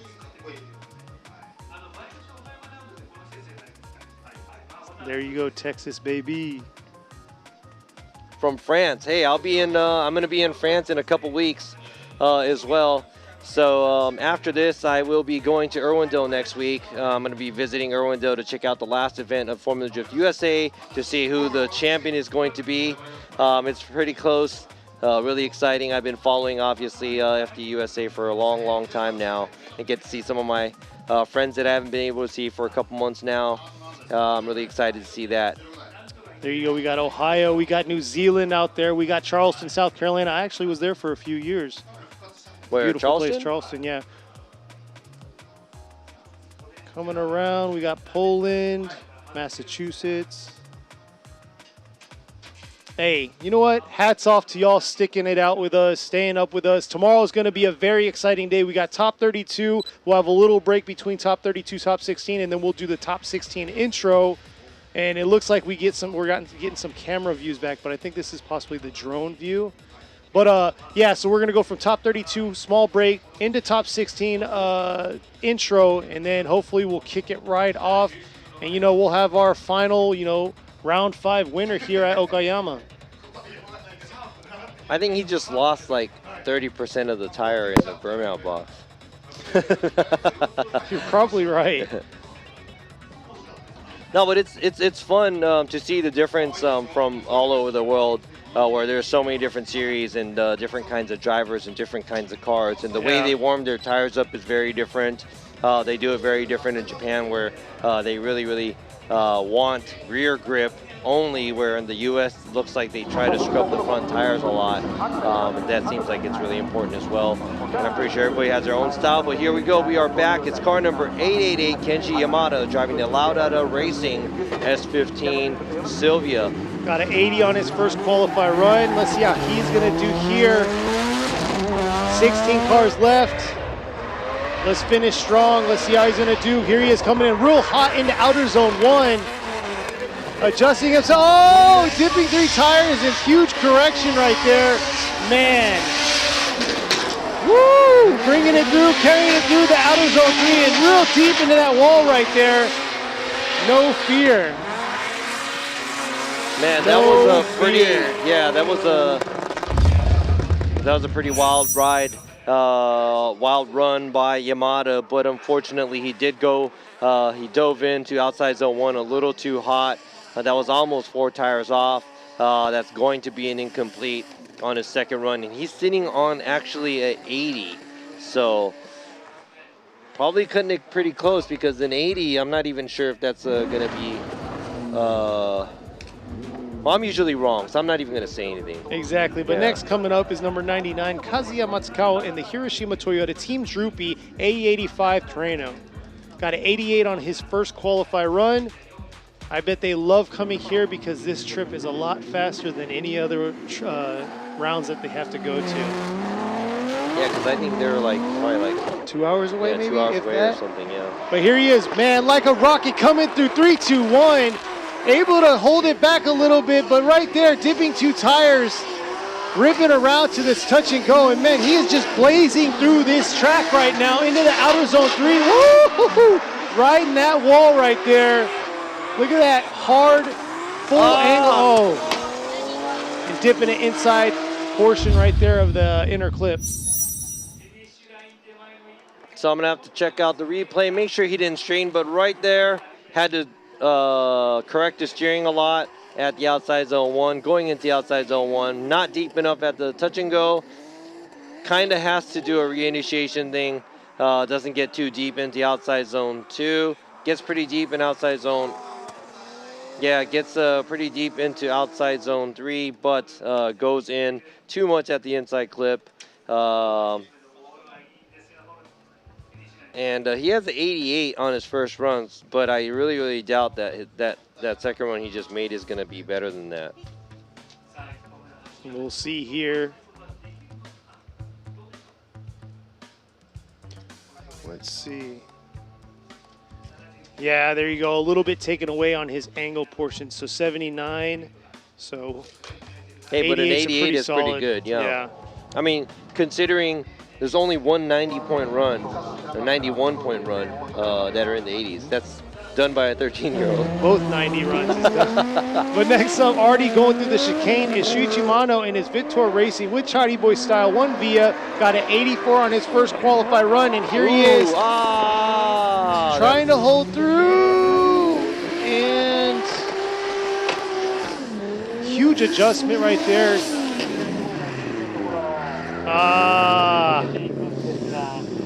Yeah. And just shut down right there, coming into outer zone 3. I guess he was okay with an 84. That was a mistake right there. He could not, he had to steer in and cut in while he was drifting and made the initiation. So that's going to be an incomplete by Mano. Next, rolling up right now to the line is number 31, Kodai Sobagiri in the Shibata Racing Team Cylon Tires GR86. Got a 77 on his first qualified run. Here he is, ready to go to make it happen in his brand new build this year. Pretty sure he's going to want to better that 77 because the late 70s might be the danger zone, and that might be the bubble of making it into the top 32 for tomorrow's competition. Yeah, last year he was in the R31.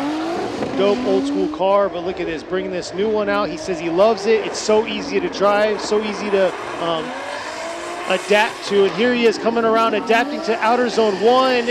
Just dipping a tire right there, swinging back around to the touch and go.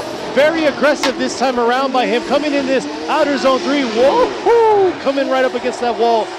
No fear through that, into this inside clip. Nice job, nice finish, and way better run than his 77-point run he had initially.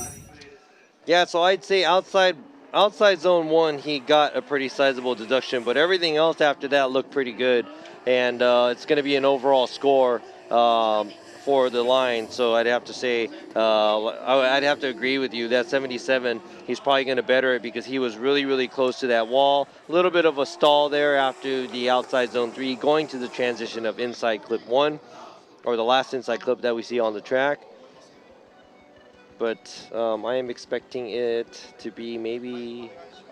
Yes, his angle definitely increased, and there you go, 83. 83. Oh, there you go. So there you go, 83 points for his second run. So that's what he's going to be banking on to make it into the top 32.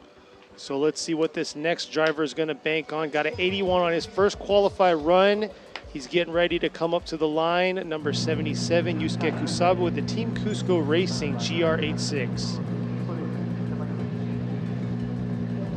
So his teammate Kaneda got 2 incompletes, and he is not making it in. So I'm pretty sure Cusco wants to see one of these GR86s perform tomorrow at least. So but I know one that made it in. Yeah, not a GR86 though. It is a GR, but here he is coming around.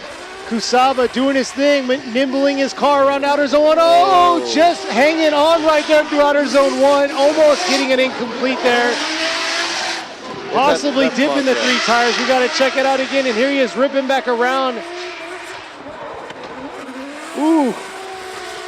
Doesn't look like he has his stuff together to make a good run. So let's go ahead and check out the replay right there. And yeah, that's 3 tires off right there. So that's going to be an incomplete for Kusaba's second run. He's going to have to see if that 81-point run is going to be good enough to make it into the top 32. Yeah, very unfortunate. I definitely was watching that. It looked like he was hovering that 3rd tire, but he definitely did a huge correction and a straightening toward the end anyway. So here we are next up, coming all the way from the West Coast. Who's watching from the West Coast, West Side? Finished first at Salt Lake. New track with his new car at Salt Lake. Here he is with his new RC here he's in coming Japan. Off of a win. Yes, So. number 21, Ken Gushi here with Team Kazama with Power Vehicles, Motis Lexus RC. And here he is, come ripping in through the 3-2-1, coming into outer zone 1. Early on right there, looks like he's dipping a tire, but here he is ripping back around through the touch and go. Got an 81 on his first qualified run. Woo! Oh my goodness, right there, carrying that big car all the way up against the wall there in outer zone 3. Wow, so, I mean, I'd have to say, you know, a veteran of FDUS knows how to place his car, tries to get into the outside zone 1 as early as possible, but does dip a tire. Doesn't go super deep on the touch and go, but does a good enough job at outside zone 2. Outside zone 3 looks really great, and the in clip right here does not miss a beat on the line. A little bit of adjustment at the outside zone 1. Look at this, same as earlier. He touches the wall almost, and man, that's called, yeah, that's some exciting driving right there. Yes, no, that's not exciting. That's very experienced driving. 88 point for a second run. Man, huge increase on his angle. But here we are already rolling up to the next driver, number 36, Kazumi Takahashi, and his TMS Racing Team Cylon Tire E92 BMW got an 89 on his first qualifier run. Yeah, and from what I remember, make sure you watch him at this touch and go area. He threw some crazy angle there. Yeah, he got the highest point for angle, and here he is coming around. Ooh, 1 tire off. Swinging back around. Back around into outer zone 3. Could have been a little deeper in that outer zone 3. I don't think it's as good as his first qualify run, but we're definitely going to see how everything got put together here.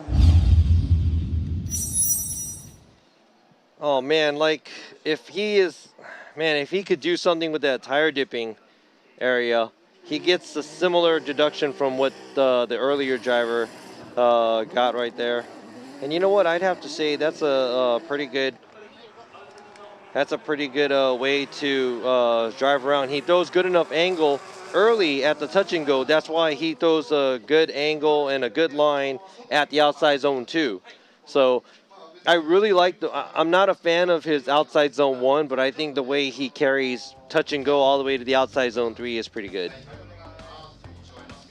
Well, I'm sorry, the touch and go through, outside zone where the wall is, he wasn't super close. But up until there, past outside zone 2, looks like he I think he's probably one of the best who does this area in front of the judging stand. Oh yeah, just like last year too. That was our 10th driver. So now here we are, 9 drivers left. Next up is number 61, Mao Yamanaka in the Good Ride Motorsports S15. Got an 80 on his first qualifier run. He is the champ from last year for FDJ2, first ever series ran of FDJ2. Let's see how he's going to hold himself here on his second qualifier run. Nice smooth initiation. Wow, nice job right there. Ooh, I like that. Definitely cleaning it up this time around. And he just caught me saying, wow. That was a beautiful outer zone 1. Yeah, that was really nice. Outside zone 1, he could have went in a little earlier. He didn't go in as deep early. He misses a I don't know if you guys catch it too, but the way the camera angle is right here, it looks like he fills a zone on the outside zone 1, but he does actually go in a little late, where you see the cone placement. But other than that area, that was a very exciting run. I'm looking forward to seeing a higher score than the 80 that he got. Oh yeah, for sure. And there you go, 88. Wow. Nice job right there. So I'd have to say, I mean, being in the 70s might... Oh, it's already been terminated there. Here we are moving on to number 23, Yuji Saito in the Total Car Shop Glitter with Car Life Orange in Extreme. Got an 85. Let's see what he is going to pull out here to increase that 85-point qualifier, first qualifier run. Here he is ripping around early on. There you go. Nice job in the outer zone 1 right there. Transitioning back around for outer zone 2. Oh! I'm going to have to see that side replay for that one because I think his bumper was touching that whole ride through outer zone 3.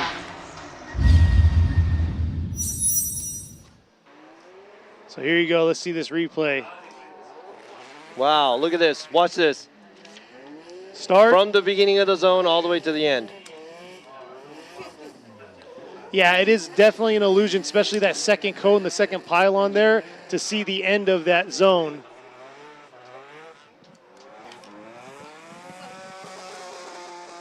Here you go right here. Let's see how close he got. Ooh, he was rubbing bumper the whole way. Saying. Yeah. And you know, you don't have to be that deep to get a full score there, but hey, man, you want to show off your skills right there. That's the way to go. It just makes it entertaining, and that's what this is. Entertainment.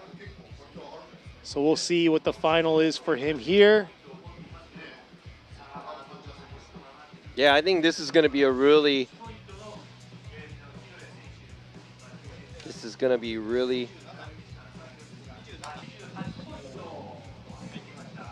There you go.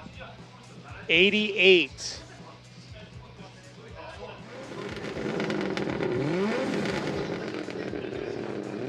Moving on, number 8, Koichi Yamashita, ready to go with a Team Welt JZX 100 Mark II. Got an 87 on his first qualifier run. Beautiful kit right there. They just, I think they just pushed it out. It's in the market now. You can go check it out. You should buy one for your Mark II. I should. There you go. Very clean initiation. And look at that angle. Wow, that was a pretty exciting way to conquer the outside zone 1. He got number 1 in qualify last year here at this track. He's trying to make up a lot of room here from his 87. Man. Let's go ahead and check out the replay. I mean, this man can do whatever and adjust the car. Look at that angle. Fills the outside zone 1. Man, that's nearly perfect outside zone 1. Does a good job. Look at that. Fills the zones. Gets pretty close to the outside zone wall and the inside clip. Yeah, there you go. He could have been a little deeper through that outer zone 3, but definitely, like you said, flicking it back and forth. And like they were just saying on the other end, it was very smooth by him.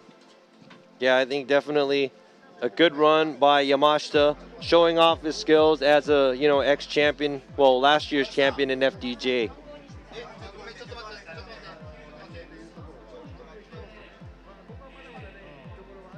So we'll see here.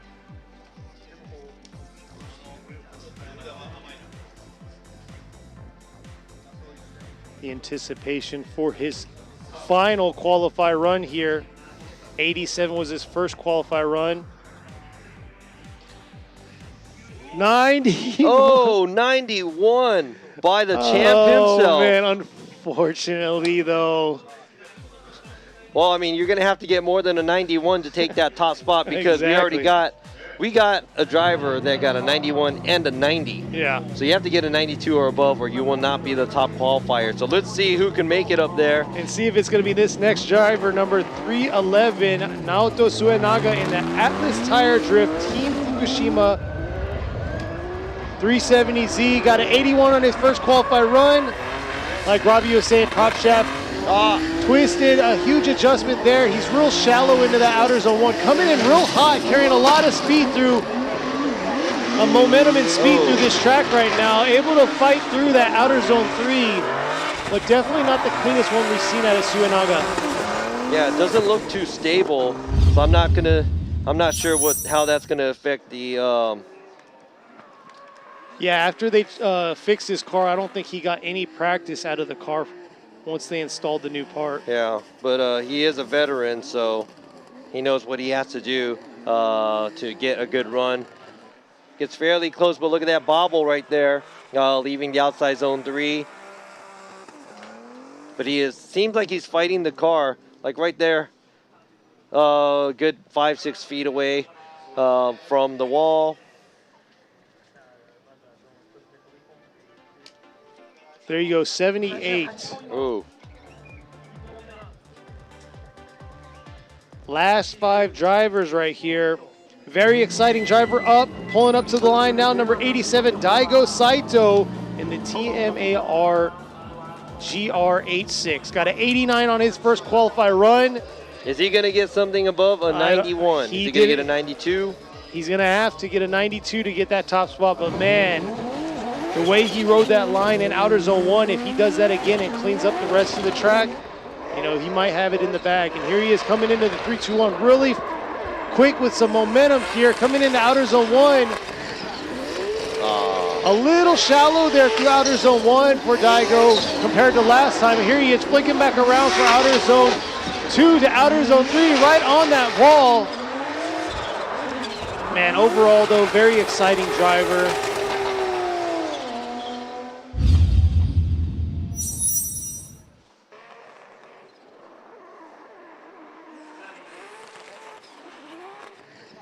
Yeah, so he does go into the outside zone 1 a little late, but he does a good job at the rest of the areas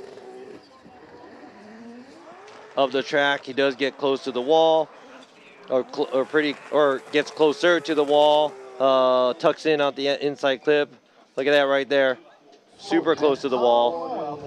I mean, that's good enough to get a full score there because that's already close enough. There's a lot of drivers that didn't even make it all the way out there. Yeah, exactly. There you go, 85. So yeah, the first run obviously was a little bit more exciting to watch as well. So there's a lot of areas where he could have picked up the slack. But 89, that's a pretty good score already. Next at the line is number 530, Wataru Masuyama in his Good Ride Motorsports GR Yaris. Let's see if he could do as good as the young 13-year-old in his GR Yaris. All right, now we have 4 more drivers. 3 after this, and here he is coming down the stretch into the 3-2-1. Nice job ripping, coming into this outer zone 1 real high. Woo, just holding on right there. Dipping 2 tires, coming back around, swinging it into this outer zone 3. Oh! Gotta see that side view, because man. Yeah, but there's a major, sorry to say, it was really exciting to see, but then the outside zone 1, he was a little too off, close to a 3 tire off. So there's a major deduction there. The touch and go area gets close enough, Could have done a transition a little bit earlier going into the outside zone 2, but I would have to say. Here you go. Woo-hoo-hoo, kiss the wall. Man. I mean, it's just insane because that has no rear bumper to it, really. I know, like, no okay, overhang. so the other Yaris that we saw also ran, and they're like, you know what, I don't even care how close this thing is to the wall. That was really cool. 86. There you go, 86 points, better than his 84 that he had earlier. So definitely going to be in it for tomorrow's top 32 competition. His angle increased definitely, but here we are, our last 3 drivers, the top 3 right now in the series in points. Here you go, number 57, Kanta with the Linglong Tire Team Orange JZX 100 Chaser. Got an 81 on his first qualify run. He definitely holds a lot back, and here he is bringing it around to outer zone 1 here. Just able to hold on there. That's pretty nice. Yes, coming back around to that touch and go, real deep into that touch and go to outer zone 2. Nice job, and here he is. He wants to ride that wall too. And very impressive driving by the young man himself, Kanta. Man, I have to say that's pretty exciting to see. I wish he didn't dip that tire out, but that was still a high score for a line judge here. Let's go ahead and check that out. A little bit on the rear at the outside zone 2, but he does fill the zone pretty early, and I like the way he did that. Got really close to the wall. Great job right there. I like to see the side view of that as well. Let's see that replay right here. Here we go right there, and that's close enough. That wasn't as close as, but that's already, that would be good enough to get a full score because that's a very I'm not going to lie, risk. though. I thought it was a lot closer from the angle we were at originally. Well, that's why it's really hard to see that. It's deceiving. Yeah, I know it wasn't kissing the wall, but it was. Oh, at 90. Oh, 90 points. Okay. But he may be just a little bit too late to the party. Yeah, because, you know, we got 2 more drivers. Are we going to see a 92 and above? Or is that it? We're going to see the 13-year-old take it. And these are our top 2 drivers right now in the 2022 Formula Drift Japan, G-Shock presents Formula Drift Japan series here. Let's see how Masanori Kohashi is going to do in his S15. And here he is ripping around, coming into outer zone 1. Oh, just too much right there. But here he is finishing strong through outer zone 2, trying to ride all the way around and Right carrying there. it through that wall right there. That was probably around close enough to Kanta.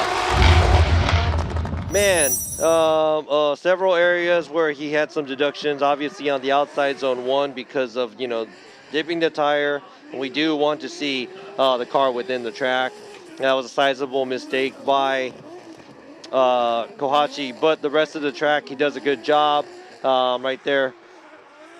It doesn't look like he was kicking as much angle at the outside zone 3, and it doesn't look like he was as close, but right there. If he had a little bit more angle, I think that might have been a little bit closer too, but yeah, he held that's back still, a little bit. that's still good enough to get a full score there anyways. I'm not sure it's going to be zone. enough for his 88 points, especially dipping the tires. There you go, 86. So here it is. It comes down to the last driver. Got an 84 on his first qualify run. He is number 1 in points right now. All right, so we got the number 1 point leader here, Matsuyama. Is he going to get more than a 91? Is he going to shatter the 13-year-old's dream right now, qualifying first here at the Formula Drift Japan Series? Matsuyama. We'll find out in a minute. Yep, Matsuyama sitting at a 279 overall points for the season. Angle. He's got it right there, coming around. Oh, little shallow right there through outer zone 1. Whoa. Nice flick though, coming back around. Nice job, and here he is coming into outer zone 3. Oh, I gotta see These the guys overall. make it exciting. These guys really do make it exciting. That right there is a nice, clean finish for today's qualify. It is such a better outcome than yesterday's qualify with FTJ2. I understand weather conditions are bad. I'm definitely blaming on the weather conditions because the skill level is amazing in FDJ2. But It's here off they the are. chain right now. Everything is, man, it was probably worth it staying up this late and watching. And I know one guy is probably like, oh man, it's finally over or Not almost yet. over. Not yet. Oh. Dude.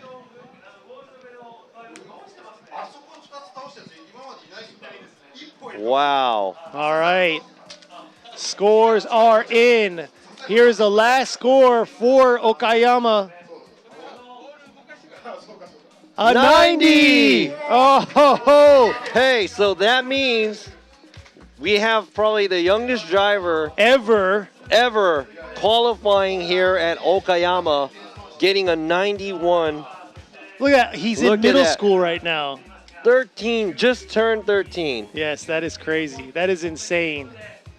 Wow, that is just amazing. That is some crazy stuff here. But you know what was crazy? All those wall rides and the crazy driving that we saw all day today. Man, I need a beer. And there's the truth right there. Yep. He's ready to go and ready to turn up because this was some amazing qualify runs. And guess what? I know another guy who's probably ready to go to bed. Brian's over there, and yeah, it's probably 4 o'clock in the morning. And let's go ahead and see this where, oh wow, there we go. That's Hiroya Minoa.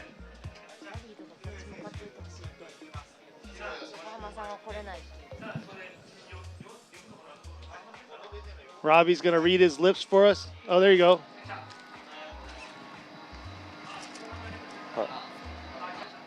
Hi, ありがとうございます。嬉しいです。両親とか協力者の方、メカニックの方々に本当感謝します。ありがとうございます。Very subtle. Very subtle, he そうですね。 said. 本当嬉しい気持ちしかないですね。はい。最後までずっと緊張してたんですけど、本当良かったです。 All right, so he was like, thanks, and he's really happy. Thanks to his parents, the team, and the family. Everybody, he said thanks. He said all he has is happiness, and he was nervous all the way to the end. But this is a very, very clean run and very precise where he was attacking all the outside zones, and he was putting the car where it's supposed to be. A lot of throttle, a lot of angle throughout the track. I would have to say that was a very, very good run by this 13-year-old. Look how calm and collective he is. I mean, that's just right there. Both his parents, pro drivers, racing out here in the Formula Japan series and everything. So, hats off. He's been around this. He grew up. This is what he's grown up into. So this right here tells you, and Robbie told me, I mean, he's like a sponge. He soaks it up and he produces. Yeah, and you know what? I mean, some people might think we're biased, but I've known him since he was a baby. And I've seen him drive and I've seen him grow. But like I just said, he is a sponge where he's young. He has nothing. He has no abstracts. He has nothing to avoid him from learning what he wants to learn. And he has, perfect parents to learn from too. So he's in a really good environment. Really looking forward to what his future is going to be. But congratulations to the young driver for qualifying first. Yes. And I think we're going to have to close this out soon because I see on screen that I see you, Brian. Brian Eggert, thank you very much. Our guest judge for this round, he looks like he's about to fall asleep on us. But he's got to hang out there with us tomorrow for top 32 and top 16. So we will be bright and early for top 32. Yeah, so I have to run to the stage real quick. So I'm going to leave you guys. Here you go. Thank you very much, Brian. You're like, oh. There he is right there. He's trying to play it off. He's trying to play it off because I know he's tired. I know he's tired. So here you go. There you go. And this is Imamura. And also Tom Saiba over there on the Japanese side. Please tune in to us tomorrow and watch the live stream. We got the top 32 going on. And we got the top 16 going on after that as well. So it's going to be very exciting. I am not sure who is going to be winning this round because everybody has a chance. And man, I'm just happy to see and happy to be here. And we're lucky to be here to watch this on Front Row. Exactly. And finally, thank you. Hats off to all you viewers online chiming in. We got to read a few of the comments and stuff like that. We try to stay, active with y'all because you are the fan base and the people that we are talking to. So thank you for staying up late. hanging out with us and listening to us, sometimes be annoying, but try to fill you in as much as we can of what's going on here in Japan for Formula Drift Japan. Yeah, and thank the you series very here much. for round 5. Thank you very much for sticking around once again, and also everybody who made it out to the event. And congratulations to all the drivers and everybody who made it out here. And thank you very much to the staff for sticking around and doing this for us. And also Okayama Circuit, great venue to be at. Please come and visit if you're in the area. And thank you, Kenny, for doing this all the time. And also, we love you guys. To the FD family in the U.S., we miss you guys. We'll be back tomorrow, so don't miss it. Make sure you're back and watching the live stream. Come check us out. Peace out, guys. Thanks again.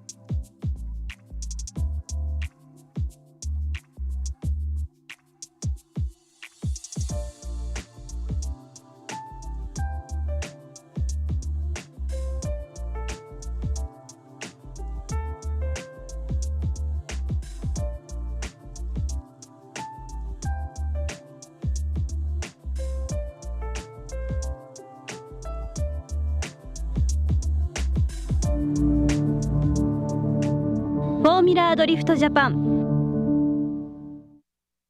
革新のカーボンベゼル。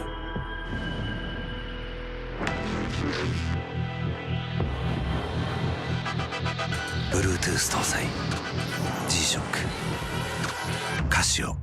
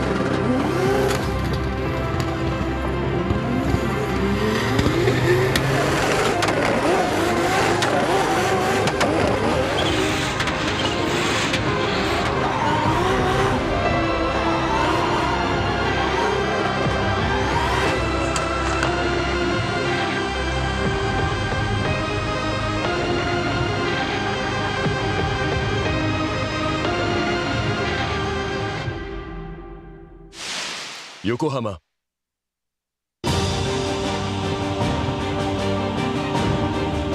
The brightness called brilliant, blinding and vivid. Valentine.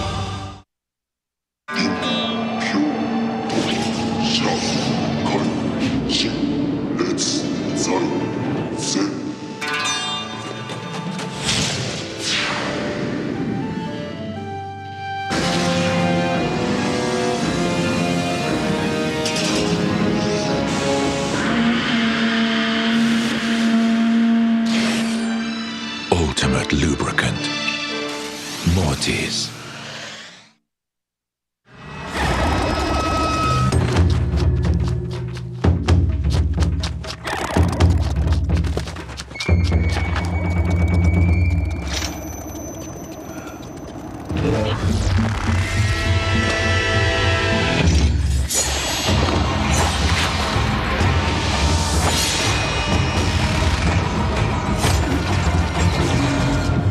Made in Japan. Breed. 伝統と革新、小倉クラッチのテクノロジーを凝縮、チャンピオンを取るためのクラッチ、小倉レーシングクラッチ ORC。 究極の静かさと安全性。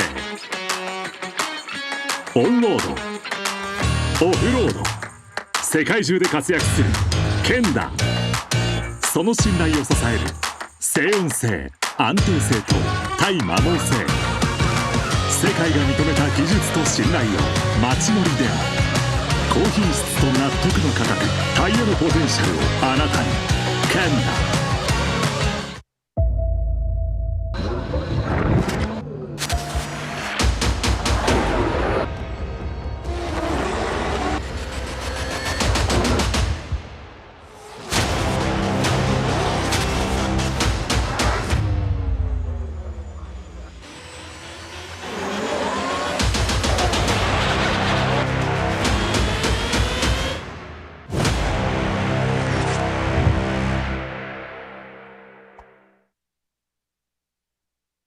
What's up, guys? It's Frederick Alspo, and I use RSR suspension on all my drift cars.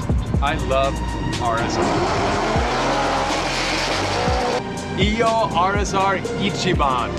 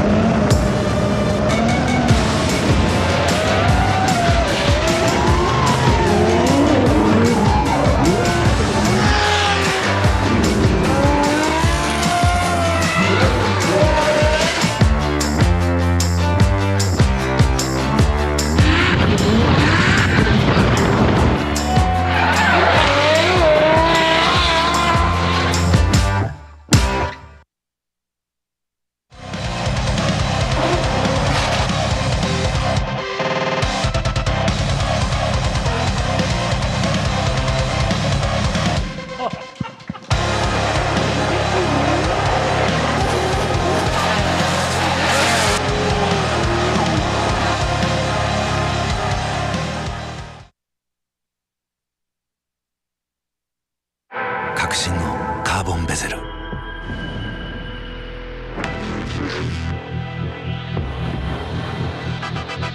Bluetooth 搭載 G-SHOCK カシオ。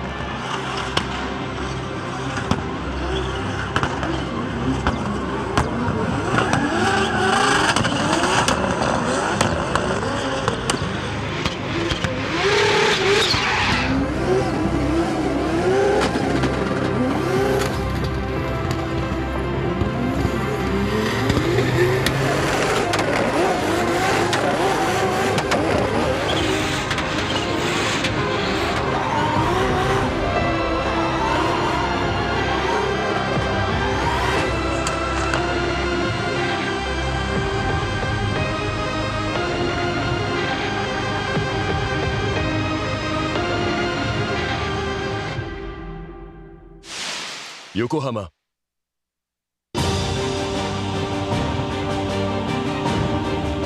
The brightness called brilliant, blinding and vivid. Valentine.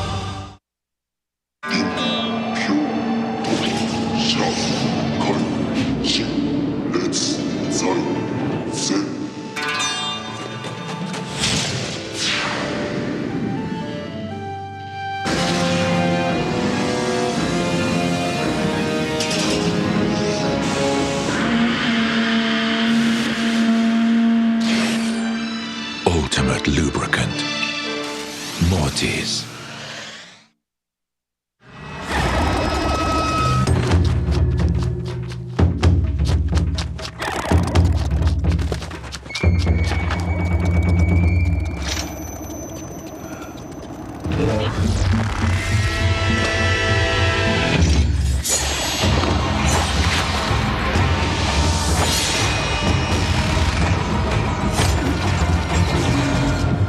Made in Japan.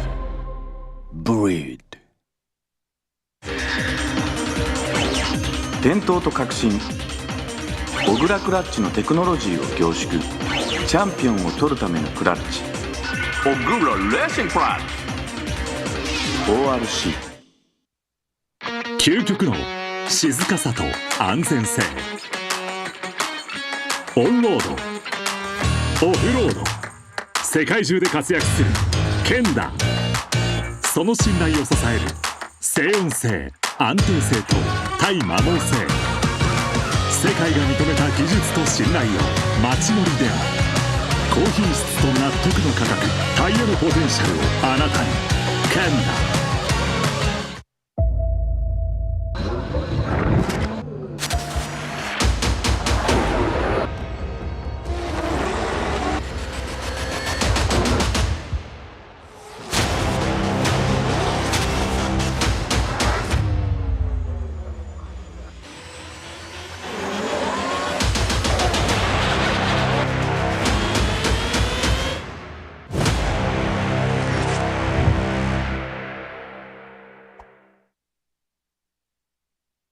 What's up, guys? It's Frederick Ospo, and I use RSR suspension on all my drift cars. I love RSR. Iyo RSR Ichiban.